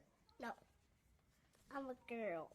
Who told you you were a girl? What? Mommy, When did she tell you you were a girl? because I love girls. What the Oh, hell? I see. So mommy told you you were a girl? Uh-huh. The state of California says that I have to pay for the chemical and physical castration of my son as child support. What? I'm not going to pay that child support. I'm not going to pay anything to hurt my son. That means you'll be going to prison? California is going to send me to prison for that. What? So, Jeff, you are going through something. You've been going through something that is probably a father's worst nightmare. Yeah. Tell me when this started. Started when my son was about 2 years old. My ex-wife, who's a pediatrician in Capel, Texas, started thinking that he might be a girl. He's 2 years old. What? Holy shit. And started trying to transition him to a girl. And when I tried to put a stop to that, she filed for divorce and used her relationships with care providers to force me out of my house. And so I moved about a mile up the road from my sons. Oh my she filed for divorce formally. And I had 50-50 custody of him. And just after his third birthday, you know, I took the first iPhone video I'd ever taken. And it was him telling me that he thought he was a girl because his mommy tells him a girl. You can go on YouTube and just search for "mommy says I'm a girl." You'll find that video. That is grooming, man. Like, how is a parent trying to, like, groom their kid into being trans at 2 and 3 years old? That's insane. This is crazy. They're in jail. Yes, this is nuts. Look at the video now. It was the beginning of this. Like, just like go back like literally 1 minute in the VOD and you'll see it. This is nuts. Yeah. She was telling him things like, you know, she would put him into timeout and say, "Don't be a boy. The monsters only eat boys," and weird things like this. Bro. How do you let this happen? This is insane. Yes, this is straight up wrong. Yes, it is. This is awful. It's not even nuts. She needs to be sent to an asylum as soon as possible. I think that a lot of women, like, and this is especially true, I think women fall victim to this more often, is that, like, the social messaging and, like, the moral virtue of being trans, I think causes women to have, like, so there's a fucking issue, like a mental disorder, it's called Munchausen by proxy, and it's where a parent basically, like, either gets their kid sick or pretends like their kid is really sick in order to basically farm sympathy and farm attention from having this sick kid. And so I view the parents that are, like, grooming kids to be trans as, like, I mean, and again, we're not even talking about like 14. We're talking about 2 and 3 years old, okay? They don't even know what gender is yet, really. And like, you're grooming your kid to do this. Like, this is a mental disorder, right? I mean, this woman there's something wrong with her, man. Yeah, like, straight up, something wrong with her. And it's insane that, like, I can't see anybody who could just not come to this obvious conclusion that she's nuts. Yes, it's insane. He's not 2, bro? Well, he was in the video where at the beginning, actually, they said he was 3. So that's not it. Yeah, so he's 3. I think that's a little bit better, right? Let's see here. And I remember his documentaries, and a woman would hospitalize themselves regularly. Yeah, and so that's what happens. And I'm shocked that people don't, like, put up with this even in a slightest amount. This is crazy. It was 2 whenever she began grooming? Yeah, according to him, that's true. And she began to then socially transition him, and that led to a titanic battle in the state of Texas that culminated in me getting the procedures outlawed in Texas. Good for him. And the political establishment in Texas allowing her to come to California so she could still castrate him even though I got it outlawed. Had your son, you have 2 sons. I have 2 sons, James and Jude. They're twins. They're not identical. Okay. James is the one that she's transitioning. And was there any sign in James that he was open to this or showing signs that he wanted to be Anything other than Well, you know, it's interesting. So he was directly asked that by counselors and stuff, but How are counselors asking a child what gender they think they are? What's going on? How is this? This is insane. He's brainwashed. Yeah. Also, like, of course you have a kid. Like, if the mom is sitting there, this is like you have kids that are like radical, religious people, right? Like kids that are like hyper racist. If you have a 5-year-old that's hyper racist and they know a bunch of racial slurs, they didn't spawn in that way, man. They had a little bit of help. let me just tell you about one of the fundamental facts of the case that parents, a lot of people yeah. find shocking. James never presented as a girl with anyone but his mom. At church. Because he wanted to make her happy. Because she would like whenever he would act like a girl. That's probably what happened. With me, with his friends, he dressed as a boy and called himself James. He only presented as a girl with his mom. And I asked him one time, why are you doing that? And he just flat out told me, he said, well, mommy doesn't love me if I'm not a girl. Yep. Well, there it is. It's just like I said. I mean, a lot of these women are just fucking insane. And I don't know really how it gets to this extreme. Like, I'm not sure, like, is it something where, like, what's her relationship with the other kid, right? Her other son. Like, what's the relationship with this? Is it because like this is somehow like a she's getting a divorce and now she hates all men and she doesn't want to be around men, so she's making her young boy son a girl? I don't know, is she doing this for like social validation? Like, I always wonder about that. Like, why does a person do this? And that's what he told the counselors too. James is a very talented boxer. By the way, this is the reason why people call it a woke mind virus. This is like straight up a perversion of the mind. If you are looking to defend this in any way, shape, or form, you have completely lost the plot. You are totally out of your fucking mind. This is not acceptable. It's not okay. This is creepy, weird. This is child grooming. It's disgusting. Absolutely disgusting. These are children, and we're not even talking about 16. Again, we're talking about, they're not even in school yet. It's deranged. Yeah, it's an accessory to these people. Yeah. I'm a boxer. My dad was a boxer. James is extremely talented. Jude's a wrestler, but James is a very talented boxer. Olympic talent scouts were looking at him. He's that good. Good for him. And they backed away from him once this all got started.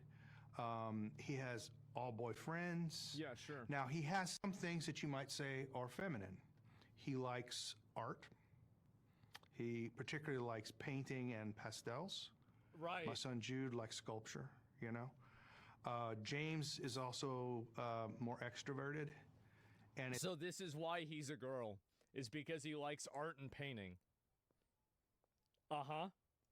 Is willing to play with almost anybody, and he will definitely play with girls. He'll play tag with girls. He'll build things with girls. He has no problem like hanging around with girls. But in terms of having a desire to be a girl, he consistently told me for 10 years that he had no desire to be a girl. He told the court-appointed counselor that he was embarrassed to wear dresses to school. He was getting too Whoa.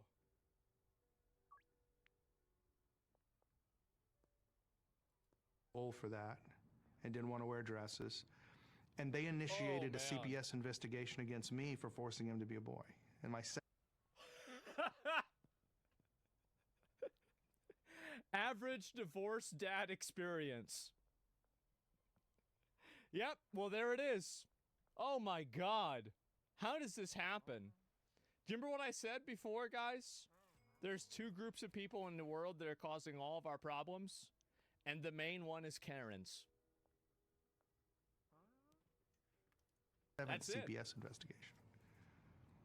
I was telling do you have guys. contact with your sons now? No, I'm disallowed all contact with my sons. You're not allowed to even contact them? No. Wow. I'll tell you how this all sort of built up. Wow. So she started transitioning him, you know, really hardcore at 3. I mean, where she presented him to the world with a fake girl's name and everything.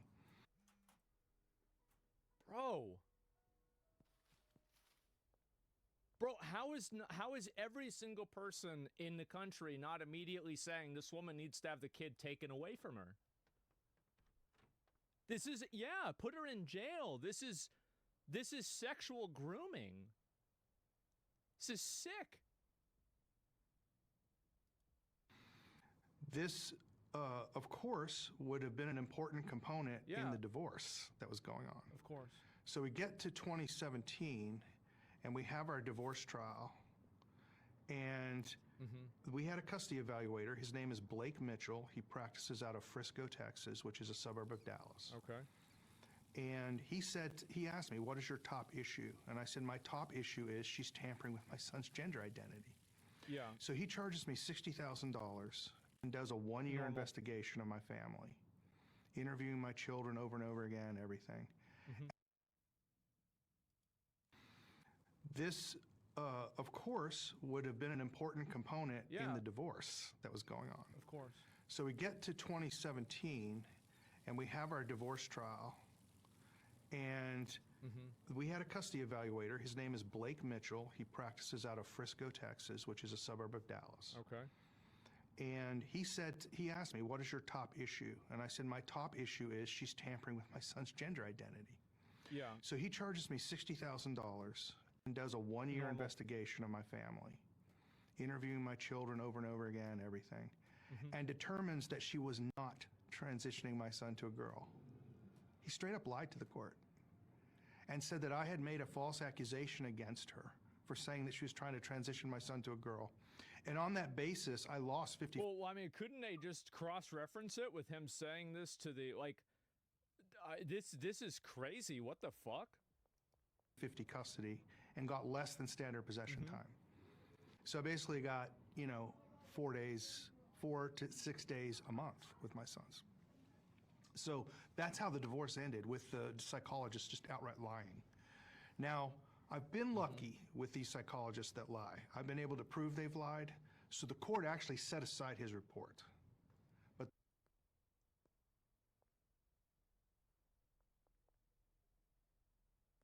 this is insane.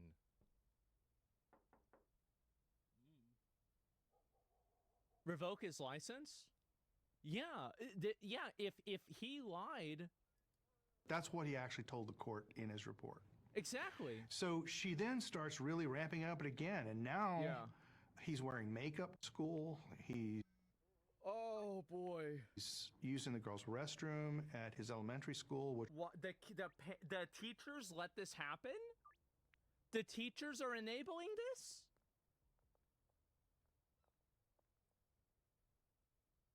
Oh my God. It's California? This is insane. I don't even know what to say. How is this even real? which was Pinkerton Middle School in Coppell, Texas. I got that school shut down. That school doesn't exist anymore in Coppell. They shut down. Got rid of the principal there. Her name is what? Miss Mickelson, who's the one that really transitioned my son. So it's another Karen.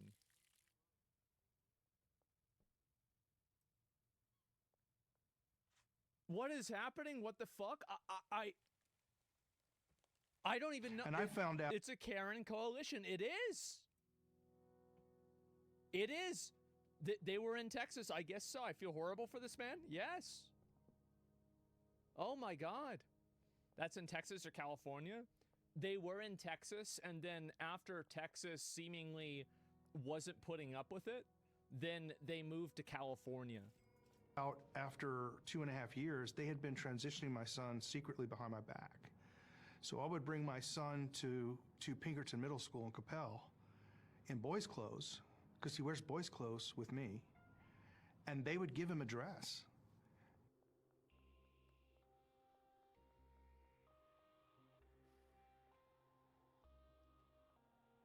And the entire school got shut down for this. What the actual fuck? This is crazy. This is insane. Social contest is a massive problem if real. I feel like, you know, I generally, I mean, if the school got shut down, the court denied this, I feel like there's gotta be some truth in this, right? I mean, like, because this is like multiple points of reference where it's confirmed. There are court reports public, it's real? Yeah.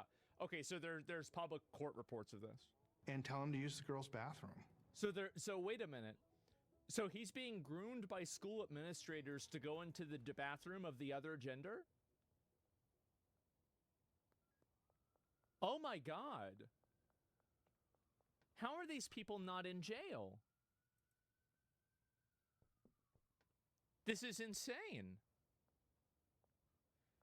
Really, this is crazy. And when I found that out, I filed grievances against the public school. Idea. And of course, they exonerated themselves, saying that under their nicknames policy, they're allowed to call him whatever he wants. That's true, but what about the dress?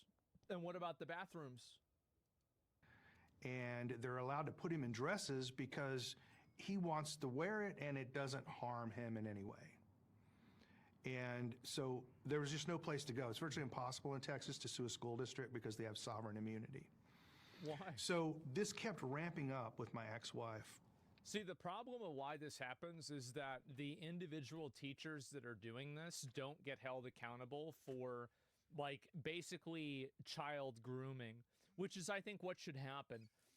And this is the reason why this kind of stuff propagates so much, is that there's like an administrative bureaucracy for this that kind of enables these people to just do awful stuff. They aren't allowed to force and supersede parental rights. Yeah. And so anyway, sue the teachers. Yes, exactly. And well, you don't sue them. You hold them criminally responsible for doing this. That's the way that you solve this problem. I'm a very big believer in individual personal accountability that directly affects the person that is doing the action. I think that's how you solve a problem. Because if there's no real consequence for this, it just happens.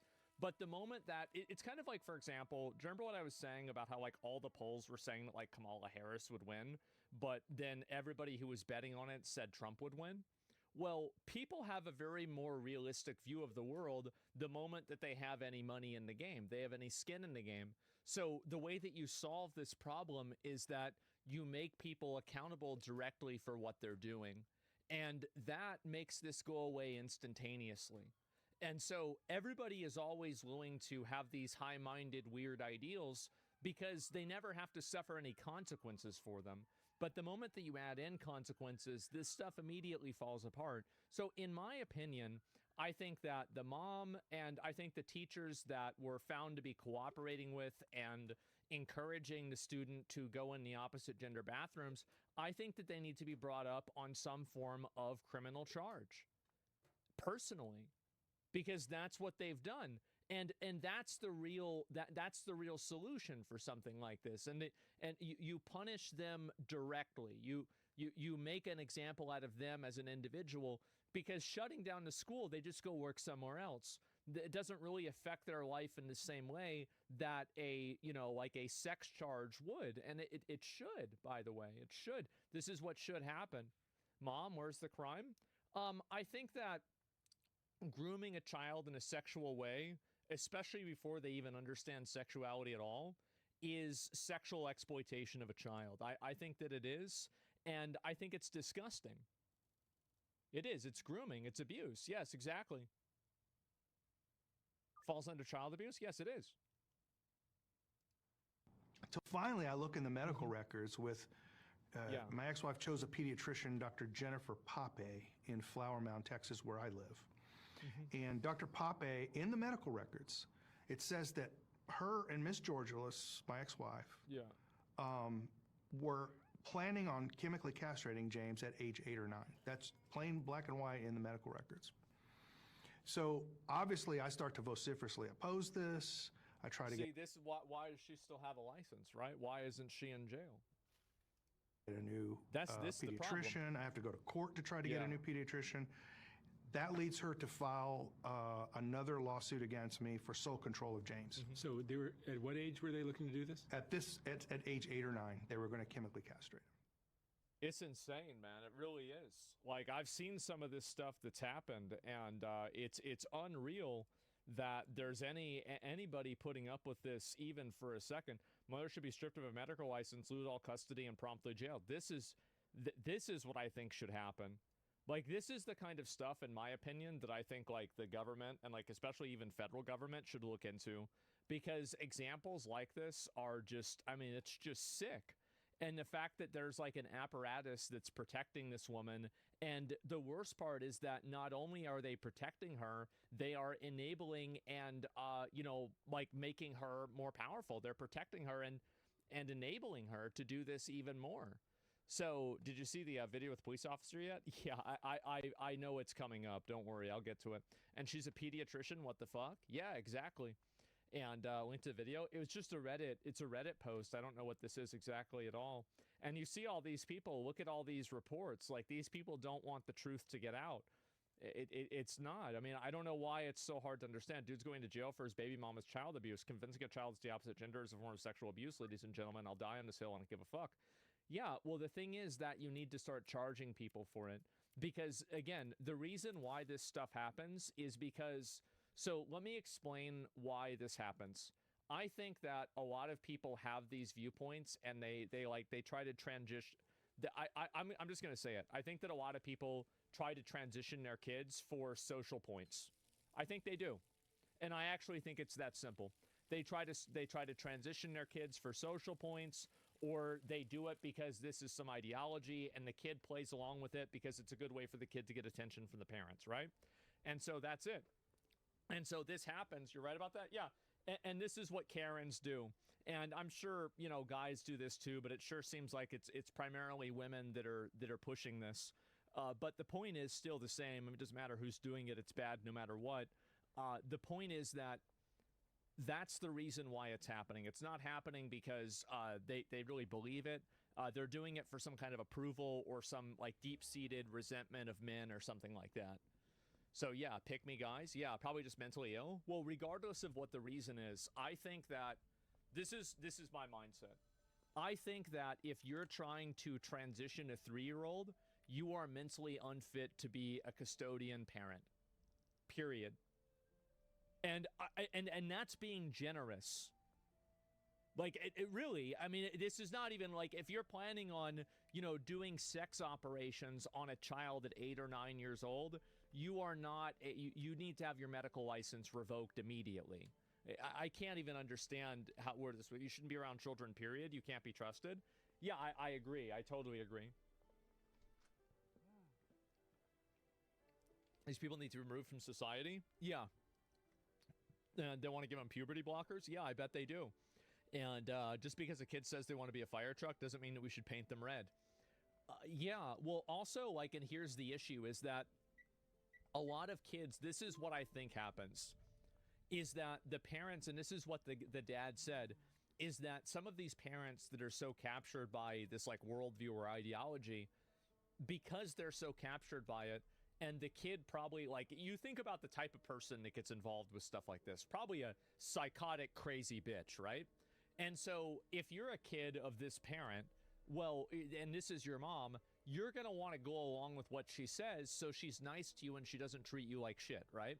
And so, of course, the kids are going to voluntarily go along with this because that's the only way that they can be treated nicely by the parent.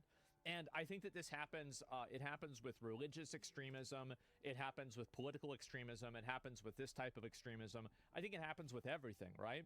And it's insane. I probably would have gone along with it too. Yeah, I think a lot of kids would have. People are not happy about Snow White. Now, why they not like Snow White? I honestly think that the reason why is that the actress that plays Snow White's a fucking bitch. There are certain fundamental truths about this world which are so universal that anyone, no matter their race, colour or creed, can pretty much agree on them. 1. Never trust a post-Vindaloo fart. 2. Spreadable butter isn't. 3. Anytime a woman starts a sentence with, "a real man would," you know you're Yep. about to hear some weapons-grade retardation. And to that not-so-illustrious list, we can add that the Snow White live-action remake was, without a doubt, one of the worst ideas in the whole history of entertainment. Possibly the most predictable of all failures, a project conceived for all the wrong reasons, starring all the wrong people, pushing all the wrong messages, and telling the entirely wrong story. After all the delays and the controversies and the speculation that have been swirling around it for what feels like decades now, it was actually kinda weird to finally sit down and just watch this thing. Like meeting a celebrity after following their career for years. That's the way I felt like with Assassin's Creed Shadows. Like, I actually finally got to play the game. I was like, it was bittersweet because I had farmed content about that game for years, or actually probably about a year at that point. And now that the game is out, it's like, you know that like this is the climax, right? It's like in Elden Ring when you know you're about to walk in, like you're in front of the golden tree and it's like, fuck, this game's about to be over. Oh man. Shit, bro, like it's over. Yeah, I remember feeling that way walking in to watch Return of the King in 2003. Not a good kind of celebrity, more like a Jimmy Savile kind of celebrity. The kind that you're discreetly warned never to get into a lockable room alone with. But here it is, nonetheless. And now that I've finally suffered through nearly 2 hours It's actually impressive. They managed to make these dwarves even dumber than the ones in The Hobbit. How is it that you could have Gimli being a dwarf and it was perfect?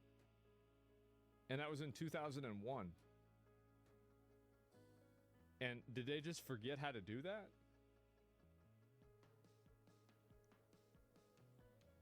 The last one? Yeah, this looks like Pinocchio. What the fuck they got Pinocchio in here for? Suffered through nearly 2 hours of Snow White, I can confidently tell you that, yes, this film absolutely lived up to all my worst expectations, and in some cases even exceeded them. Jesus. A bloated, overstuffed turkey of a production, weighed down by hammy acting, cheap costumes, horrendous CGI, and vomit-inducing cinematography that bungles most of the elements it steals from the original anime. I'm gonna maybe have an opinion that maybe some people might not agree with. I've seen a lot of pictures of this girl, Rachel Ziegler. I think she's actually very attractive. I think this movie did the best job that it possibly could to make her look unattractive. I think that this is like the way that they did her hair, her makeup, the lighting, and everything. They did everything that they could to make her look bad. Like, she's an 8? Yeah, I think she's like an 8 or a 9, honestly. Like, she might have dumb opinions, but like, fuck.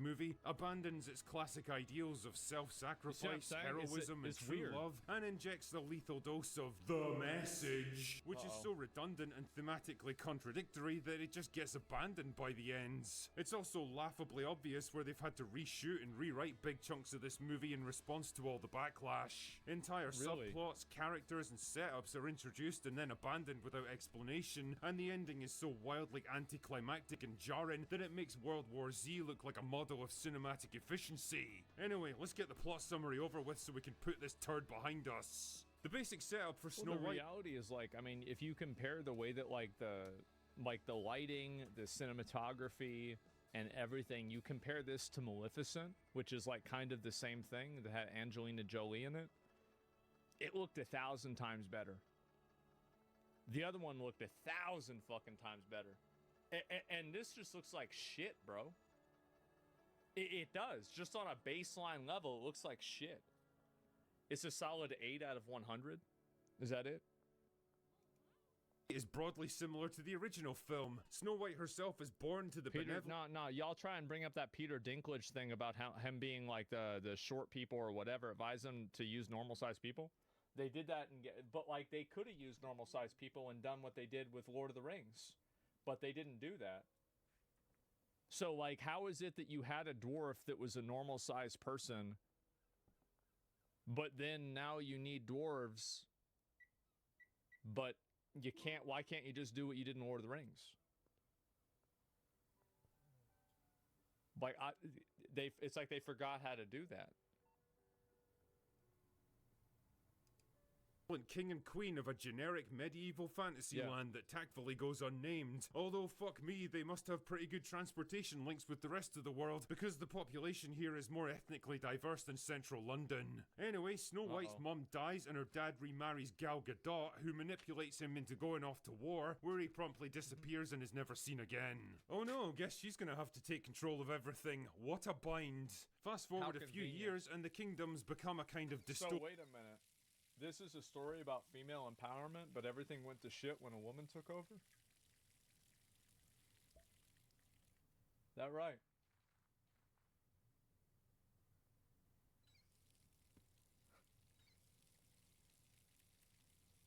How do you do this?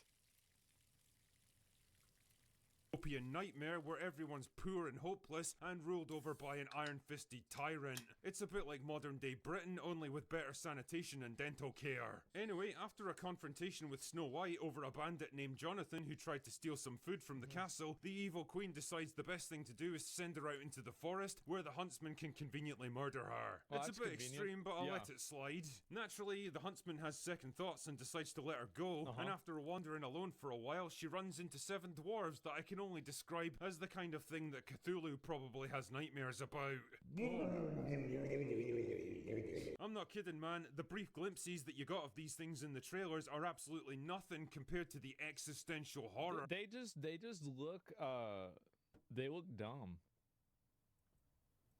Like, I don't even think it looks like scary or weird. Nah, they do look weird. But they just look dumb, bro. Like, that's really that's the word I would use. It's just dumb. I don't know why you even do that. Of actually witnessing them on the big screen. These are nightmares made real. Like if you woke up in the middle of the night and saw Mr. Blobby standing at the foot of your bed, silent, motionless, watching you with those blank, lifeless eyes that bore into your very soul. Who the fuck is that? So after crashing at their house for a while, eating their food and helping herself to all of their resources, Snow White helpfully forces them to clean up their own home while she prances around like she's on some mad acid trip. Which she probably is, to be fair. I would be if I was in this fucking movie. Then for some reason she gets it into her head that her dad must still be alive, and the only way to find him is to seek...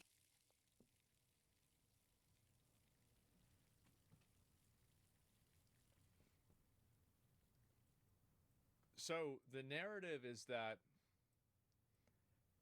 the guy leaves, the woman takes over, everything turns to shit, and then she gets jealous of another girl, kicks her out and tries to kill her, and then the girl goes to a man's house and cleans up the man's house. And this is a story about female empowerment. I see. Right. Is this a joke? What the fuck? Which one? The narrative is that the guy leaves, the woman takes over, everything turns to shit, and then she gets jealous of another girl, kicks her out and tries to kill her, and then the girl goes to a man's house and cleans up the man's house. And this is a story about female empowerment. I see. Right. Is this a joke? What the fuck? What's she gonna make him sandwiches next? Out the bandits that lurk in the forests. Right. So naturally, she runs into Jonathan about 5 minutes after leaving the house so that the rest of the plot can happen, and he protects her from the evil queen's soldiers by taking an arrow that was meant for her, so she brings him back to the dwarves to get fixed up. Oh yeah, you know those retarded looking Starbucks baristas from those early set pics? So these were gonna be the original dwarves? That everyone thought were the dwarves. Well, those are the bandits who are actually out of work actors forced to become thieves because the evil queen's taxation policies shut down their entire industry. No way. So they're out of work actors that have to start stealing. Is that right? And so this probably got written during the writer's strike. That's interesting. Yeah, that's about right, isn't it? Is that a reference to something? Is that a reference to something? Is that a reference to something? No idea. Anyway, Jonathan decides to lure the Queen's soldiers away to give Snow White time to escape, and then immediately gets captured because he's a bumbling idiot. And the evil Queen decides that she's had enough of this shit. Frankly, one sympathizes. So she turns herself into an old hag and manipulates Snow White into eating a poisoned apple that makes her go a bit dead. But that's okay because Jonathan escapes prison so that the rest of the plot can happen and gives her the world's least passionate kiss, which brings her back to life so that she can begin her cunning plan to overthrow the Queen and take back her kingdom. Yeah. Do you want to know what that plan is? Are you ready for the fourth dimensional quantum mega chess that she plays here that would probably give Christopher Nolan a brain hemorrhage? Well, push her off the ledge when she stands next to the ledge to look at the kingdom. Easy. She walks into town and then convinces the soldiers to turn against the evil queen because she can remember their names. Really? I'm not kidding, that's her plan. So the evil queen gets mad and smashes the magic mirror. This is like, dude, this is like a power fantasy of like a Walmart middle manager. Really, this is like a Walmart middle manager power fantasy. How does this happen? Oh my god. And then turns into black glass and shatters, and Snow White becomes the new queen, and that's it. They all live happily ever after. Now, there's a lot I want to say about this movie, but first, let us begin with the positives. And as hard as it might be to believe, most of them actually concern Rachel Zegler. No way! Now, don't get me wrong, she might be an obnoxious arsehole in the real world, but credit where credit's due here, she actually isn't terrible as Snow White. It's not true! That's impossible! I mean, her outfit looks like it cost like $100 off Amazon. Her haircut makes Anton Chigurh like a cutting-edge trailblazer. Her performance is a bit over the top and theater kid at times, and her American accent comes and goes depending on whether or not she's in a reshoot. But I do get the impression she's at least trying to do her best with the material, and she's probably trying to do her best. I think everybody there trying to do their best. It's just sometimes your best not so good. I mean, there's a lot of people like I mean, a rat tries to do its best, but it gets caught in the trap all the time. I had that happen today. Absolutely belt out the musical numbers, which is pretty much what you'd expect from a trained vocalist. The same cannot be said for Gal Gadot, however. It genuinely pains me to say this, but I think we all need to come to the acceptance that that girl cannot fucking act. But she was really hot in Wonder Woman, so that's okay. I didn't even know. I don't know if she's a good actress or not. She was really hot in Wonder Woman, and so that I don't have any other opinions about her besides that. I heard that she was like in Israel's military because she's Israeli, so like people don't like her. That's basically that's where it begins and ends. Yeah, that's it. It's a special kind of charisma, presence, and dramatic range to play a good Disney villain, and well, Gal Gadot doesn't have it. Her delivery somehow manages to be wooden and scenery-chewing at the same time, and when she has to deliver a big musical number, you can pinpoint the exact moment where they swap out her voice with someone who can actually sing. Imagine there's no heaven. I remember, dude, y'all remember that shit during COVID where all these celebrities would be posting these videos to keep people happy, and then everybody's like, we just want to be able to afford food and not go homeless? It's like, I don't need to hear you singing a John Lennon song. That shit Jonathan is yet another entry into the bumbling, forgettable, non-threatening male sidekick list of modern-day Disney heroes. Yeah. There's brief moments where it seems like he might be displaying the tiniest bit of attitude and heroism, but then it's immediately squashed to reinforce the idea that men are all just a bit useless. Oh. Visually, the film's an inconsistent mess. CGI Cthulhu nightmares aside, the color scheme ranges from bleak, washed-out grey castles and towns that look like Zack Snyder The colors suck. You know what the colors remind me of? Remember yesterday we were looking at that Plants vs. Zombies video?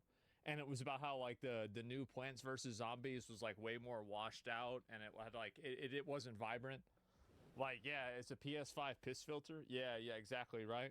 And this is the way that's the same thing, right? No artistic direction or style, yeah. It to a kind of over-the-top golden yellow piss filter for the CGI woodland scenes that's so excessive it actually makes your eyes start to hurt after a while. It's funny as well because there's like one scene that was filmed on location in a real forest, and the contrast between that and the CGI fantasy version is so jarring I actually thought the action had shifted to a whole different country. Yeah, also, of course. you can absolutely tell this movie's been reshot to fuck. The kiss scene where Jonathan brings Snow White back to life was absolutely added in later to try to appease fans of the original. Snow White herself has clearly been toned down in places to make her less obnoxious, and I'd be willing to bet about 90% of the bandits' screen time has been cut. Most of them don't even get a single line of dialogue, which once again had me questioning, why the fuck are they even in this movie? I think the biggest problem though is the ending. The original movie had the dwarves battling the evil queen to save Snow White, reinforcing the idea of reciprocal kindness and redemption, but here Snow White has to resolve everything by herself, and the result is that none of the other groups or factions have anything to do. Both Well, the bandit if somebody else solved it for her, it would be a man saving her, you know? So, yeah, they couldn't have that happen at all. What happened to actors acting? This just looks like a real-time animation. I mean, I just think that, like, with a lot of these, like, live-action versions of shows, it's like, really, nobody asked for this. Nobody asked for this. Nobody wanted this. Nobody thought this would be a good idea. Like, it's just, well, yeah, no one what is going on, man? Like, I mean, I understand, like, you want to just, Disney, can they just come out, do a press release and say, listen, we need to hold on to this IP. That's why we're doing it. Everybody be like, okay, I get it, right? Like, it is what it is. Like, yeah, it sucks, but, like, you just want to hold on to the IP. But, like, it's, why do you need to, do we really need to have this whole song and dance, literally, in this case? and the dwarves and even Jonathan just kind of stand around watching the whole thing play out, and I couldn't help wondering, what is the film even trying to show us here? Snow White as a character seems to be all about equity and shared responsibility. Of course. What a surprise. Rather than privilege and greedy self-interest, but when it comes to the crunch, she ends up having to do basically everything herself, which negates the very point the movie's been trying to make for the past 2 hours. It's this fundamental inability to understand what it's even trying to say, beyond the crushingly tired princess who saves herself trope that's now become... The problem is that this is what a lot of modern movies, I think, have an issue with, is that they try to hold on to and push an ideal or some sort of value that's just simply not representative of what average people think or feel. I think that's really the issue, is that they have these like really weird values that they try to put into like movies or into shows or into media, and like average people don't like these agendas. Like, so, and it's not about the agenda being in a show. Most shows have some form or some element of an agenda to them. But the problem is that these shows have an agenda, and the agenda fucking sucks. That's the big issue here. The agenda isn't, it's not enjoyable. Anime is going to replace shitty movies? What do you mean it's going to? It already has. The very cliche it works so hard to overturn that proves to be the film's real undoing. In short, what I don't get is if they wanted to push female empowerment this hard, why don't they just remake a different IP? Beauty and the Beast, the princess saves the princess saved the prince. I think that there's a lot of examples where you can remake things and make them make a lot more sense in different situations. You really can, and so like I don't understand why people can't do that either. Yeah, I don't like. Yeah, they already did. Which one was that? Oh, they already remade it. Oh, that? No, I think that wasn't really the point, right? He just gave that as an example. But like, I think what he's saying is like, you know, female empowerment stories. I think the problem is that the way that they tell, I think that this is what happens. The way that modern Hollywood tells female stories of empowerment is they take a male story and then they put a female in the story. And that's the story of empowerment, right? It's basically like, because the thing is that a woman's experience and a man's experience in life is going to be much different. Like your gender shades and colors your experience with everything in your entire life. So if you don't take that into consideration and take that seriously, then and you just act like, oh, it's interchangeable. It's not interchangeable. And so you write a story that's not relevant and it's not relatable. It's not relatable to men because it's a woman that's going through this, so there's a gender barrier to the relatability. And it's not relevant to women because it's not indicative of what they actually go through on a daily basis. So the only people that it's really indicative to or relevant to is a small subset of like this girl boss mentality. And I don't think that's really something that's appealing to hardly anyone. It's very unpopular. Fight is a modern day mess. A film that's basically That's been what a I think. disaster from start to finish, and now that it's finally out there and I've reviewed it, it's something I'm very much looking forward to tossing on the ash heap of history. Yeah. Do yourself a big old favor, save yourself some time and money, and go watch the original instead. Weird. Anyway, that's all I've got for today. Go away now. Well, there it is. Man, I'm not surprised, honestly. Like, I kind of expected this movie to be garbage, especially after the amount of times that they probably changed it because of, like, you know, audience feedback, etc. I'll link you guys the video. It's a Critical Drinker video. This is a really good one. I know, like, basically, you know, everybody was waiting to watch to see what this guy had to think about the fucking movie, right? Especially how much he's talked about it in the past. So, yeah. And Space Marine 2 isn't woke, but it involves racism. The problem is not that stories, it's all just bullshit about how, oh, well, you just can't talk about certain topics. Yeah, you can. It's just that you suck at it. That's the problem. You suck at doing it. So, yes, you can't talk about it. That doesn't mean it can't be talked about. That's it. It's so retarded. Yeah, I think everybody did. Yeah, there are plenty of shows and plenty of games and plenty of media that cover topics like this, and they make them relevant and realistic and relatable. And I don't think that's what happens here. It's not. Maybe don't remake the film. It's dumb. Yeah, I think so too, for sure. Yeah, you haven't seen the movie. You don't have an opinion. No, I mean, I don't have an opinion. I haven't seen the movie. Why would I watch the movie? It looks like shit. It looks like shit, and the target audience is like, I guess, like Disney adults and 6-year-old girls. Why the fuck would I watch the movie? Everything about it looks like crap. Like, I mean, really, I'm not. Like, yeah, I mean, I'm not saying like that. Like, I'm not giving a review of the movie. I'm just saying that I think this is the problem with a lot of movies. That's all. I'm watching somebody else's review. That's it. And so, yeah, that target audience is man-hater or butch lesbians? No, I don't even think it's that. I think it's just a bunch of, it's either it's young kids, number one, and number two, it's going to be Disney adults, right? Those are the main two groups of people that really get involved with this kind of shit, right? And if they had just done the regular dwarves and the lead actress from speaking in the public, the film would have done just fine. I don't really think that it would have. Like, I feel like controversy in a movie, like, it matters, but it doesn't really matter that much if the movie's really good. It doesn't.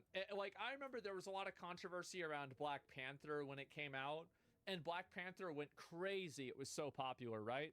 I think that really, if you have a movie, and the movie is good, and people like it, or Joker 1. Yeah, there's a lot of controversy around the first Joker movie, and that was it too. And remakes are mostly retarded. Yeah, these kinds of movies are dead. Nothing to see in them. Youth has lost its innocence when TikTok, Instagram, and Facebook became popular. Yeah, I don't know. I can see why people would say that. I don't know if I'd really agree with it entirely, but I see why you're saying it. And Under gave views half an hour. People are more interested in your review than the movie. That's Hollywood, baby? Yeah, I guess so. Don't cry because it happened. Smile because it's over. Walt Disney is competing with J.R.R. Tolkien of who is spinning in their grave the fastest. Oh my fucking God. Does Disney realize when they made a movie about the kingdom was prosperous and happy with a king and then instantly destroyed when it was ruled by a queen? Yeah, exactly. This is a story about women's empowerment. I don't know how you can do that and not realize what you're basically doing. It's insane.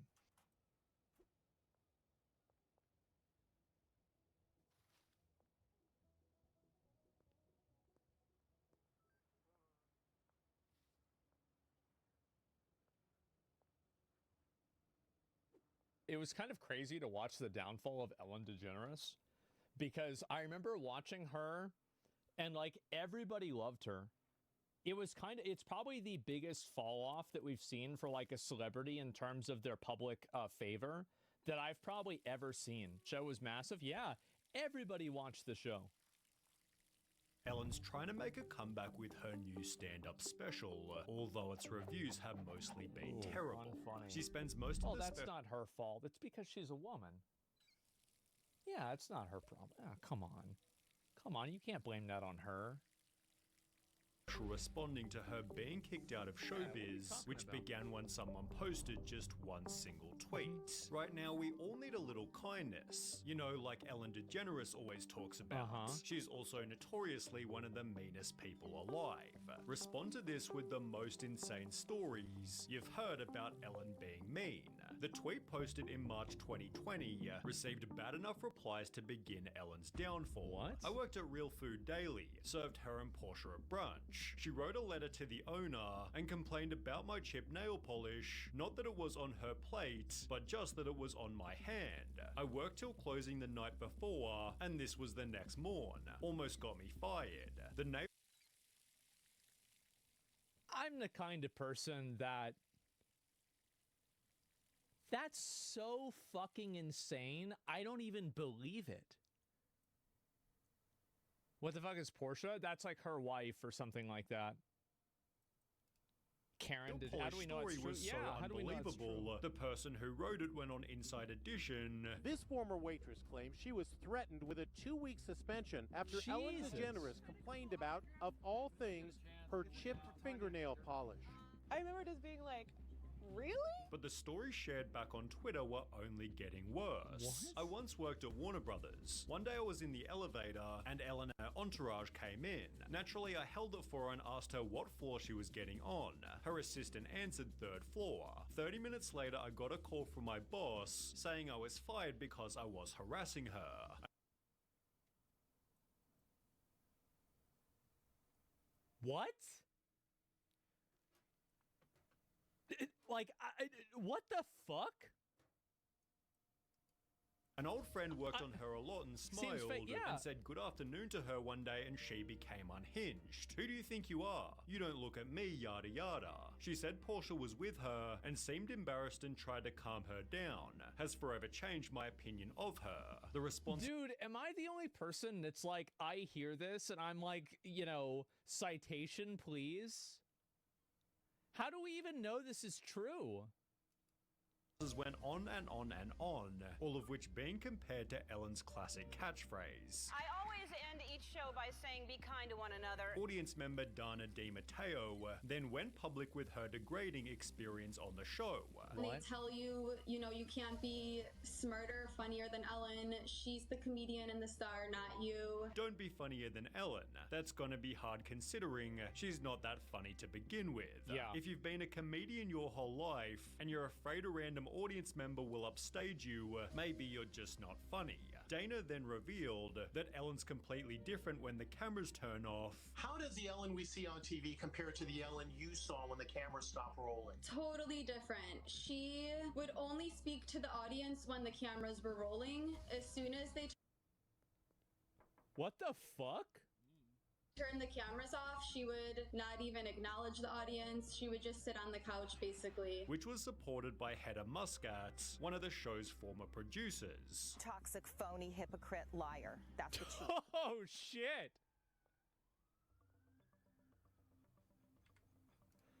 one of the show's former producers. Toxic, phony, hypocrite, liar. That's what she is. She agreed that things were different when the cameras weren't rolling. We were told from the very beginning, don't talk to Ellen, don't do this, you can't, you know, go into her office. It was very nerve-wracking, very stressful. We all walked on eggshells all the time. And after the show's DJ also said...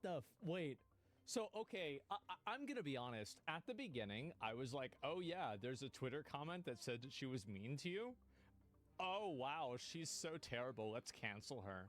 But, like, these are actual people that worked with her. It's not true there. I've been in the audience twice, and she's always talked to the audience. The same, BuzzFeed launched their own investigation, interviewing a further 11 former employees. They were fired after taking medical leave or bereavement days to attend family funerals. One employee who claimed she was fed up with comments about her race essentially walked off the job. Wait, what? Others said they were also instructed by their direct managers to not speak to DeGeneres if they saw her around the office. After the accusations went viral, oh my god. A random Twitch chatter went on Ellen. Sure, bro. Must have went with your wife. Yeah, that's how we know he's lying, right? Issued a statement within the company. Hey everybody, it's Ellen. On day one of our show, I told everyone in our first meeting that the Ellen DeGeneres show would be a place of happiness. No one would ever raise their voice, and everyone would be treated with respect. Obviously something changed, and I'm disappointed to learn that this has not been the case. And for that, I'm sorry. Anyone who knows me knows it's the opposite of what I believed and what I hoped for our show, yet Ellen's former producer certainly didn't buy it. So when Ellen says she's not aware of this environment, you don't think that rings true? It's a lie. Ellen then took a 2-month break and began a brand new season. You never take a break. That's what see?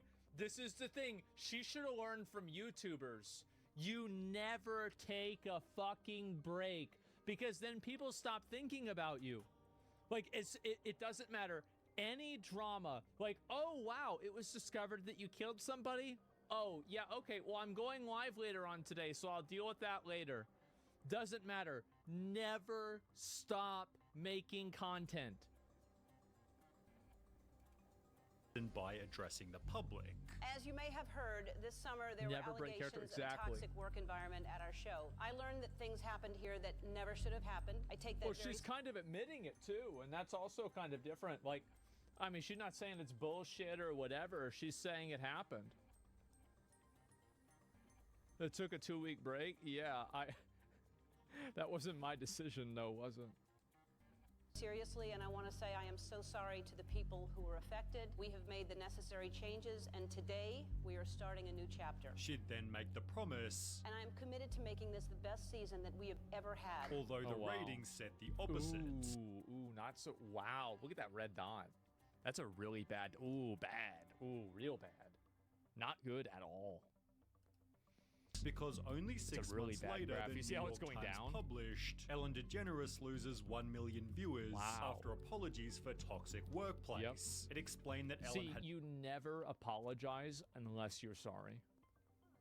Never fucking apologize. I have said some of the most batshit crazy stuff, and do you want to know why I never apologized for it?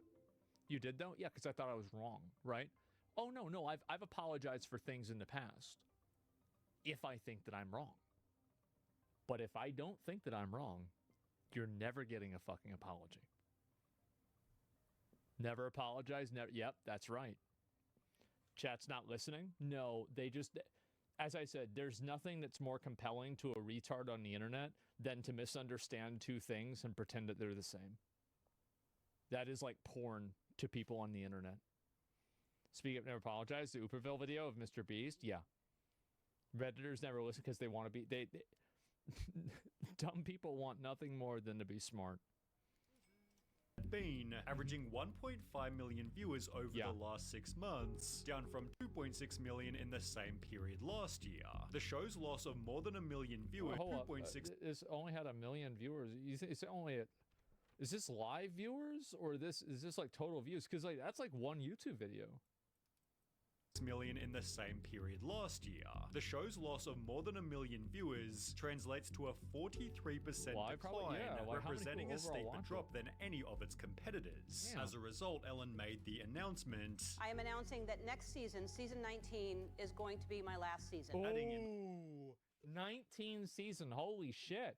The Hollywood Reporter. As great as this show is, and as fun as it is, it's just not a challenge anymore. I need something new to challenge me, with her being exposed also clearly having an impact. She'd state the expose destroyed me, honestly.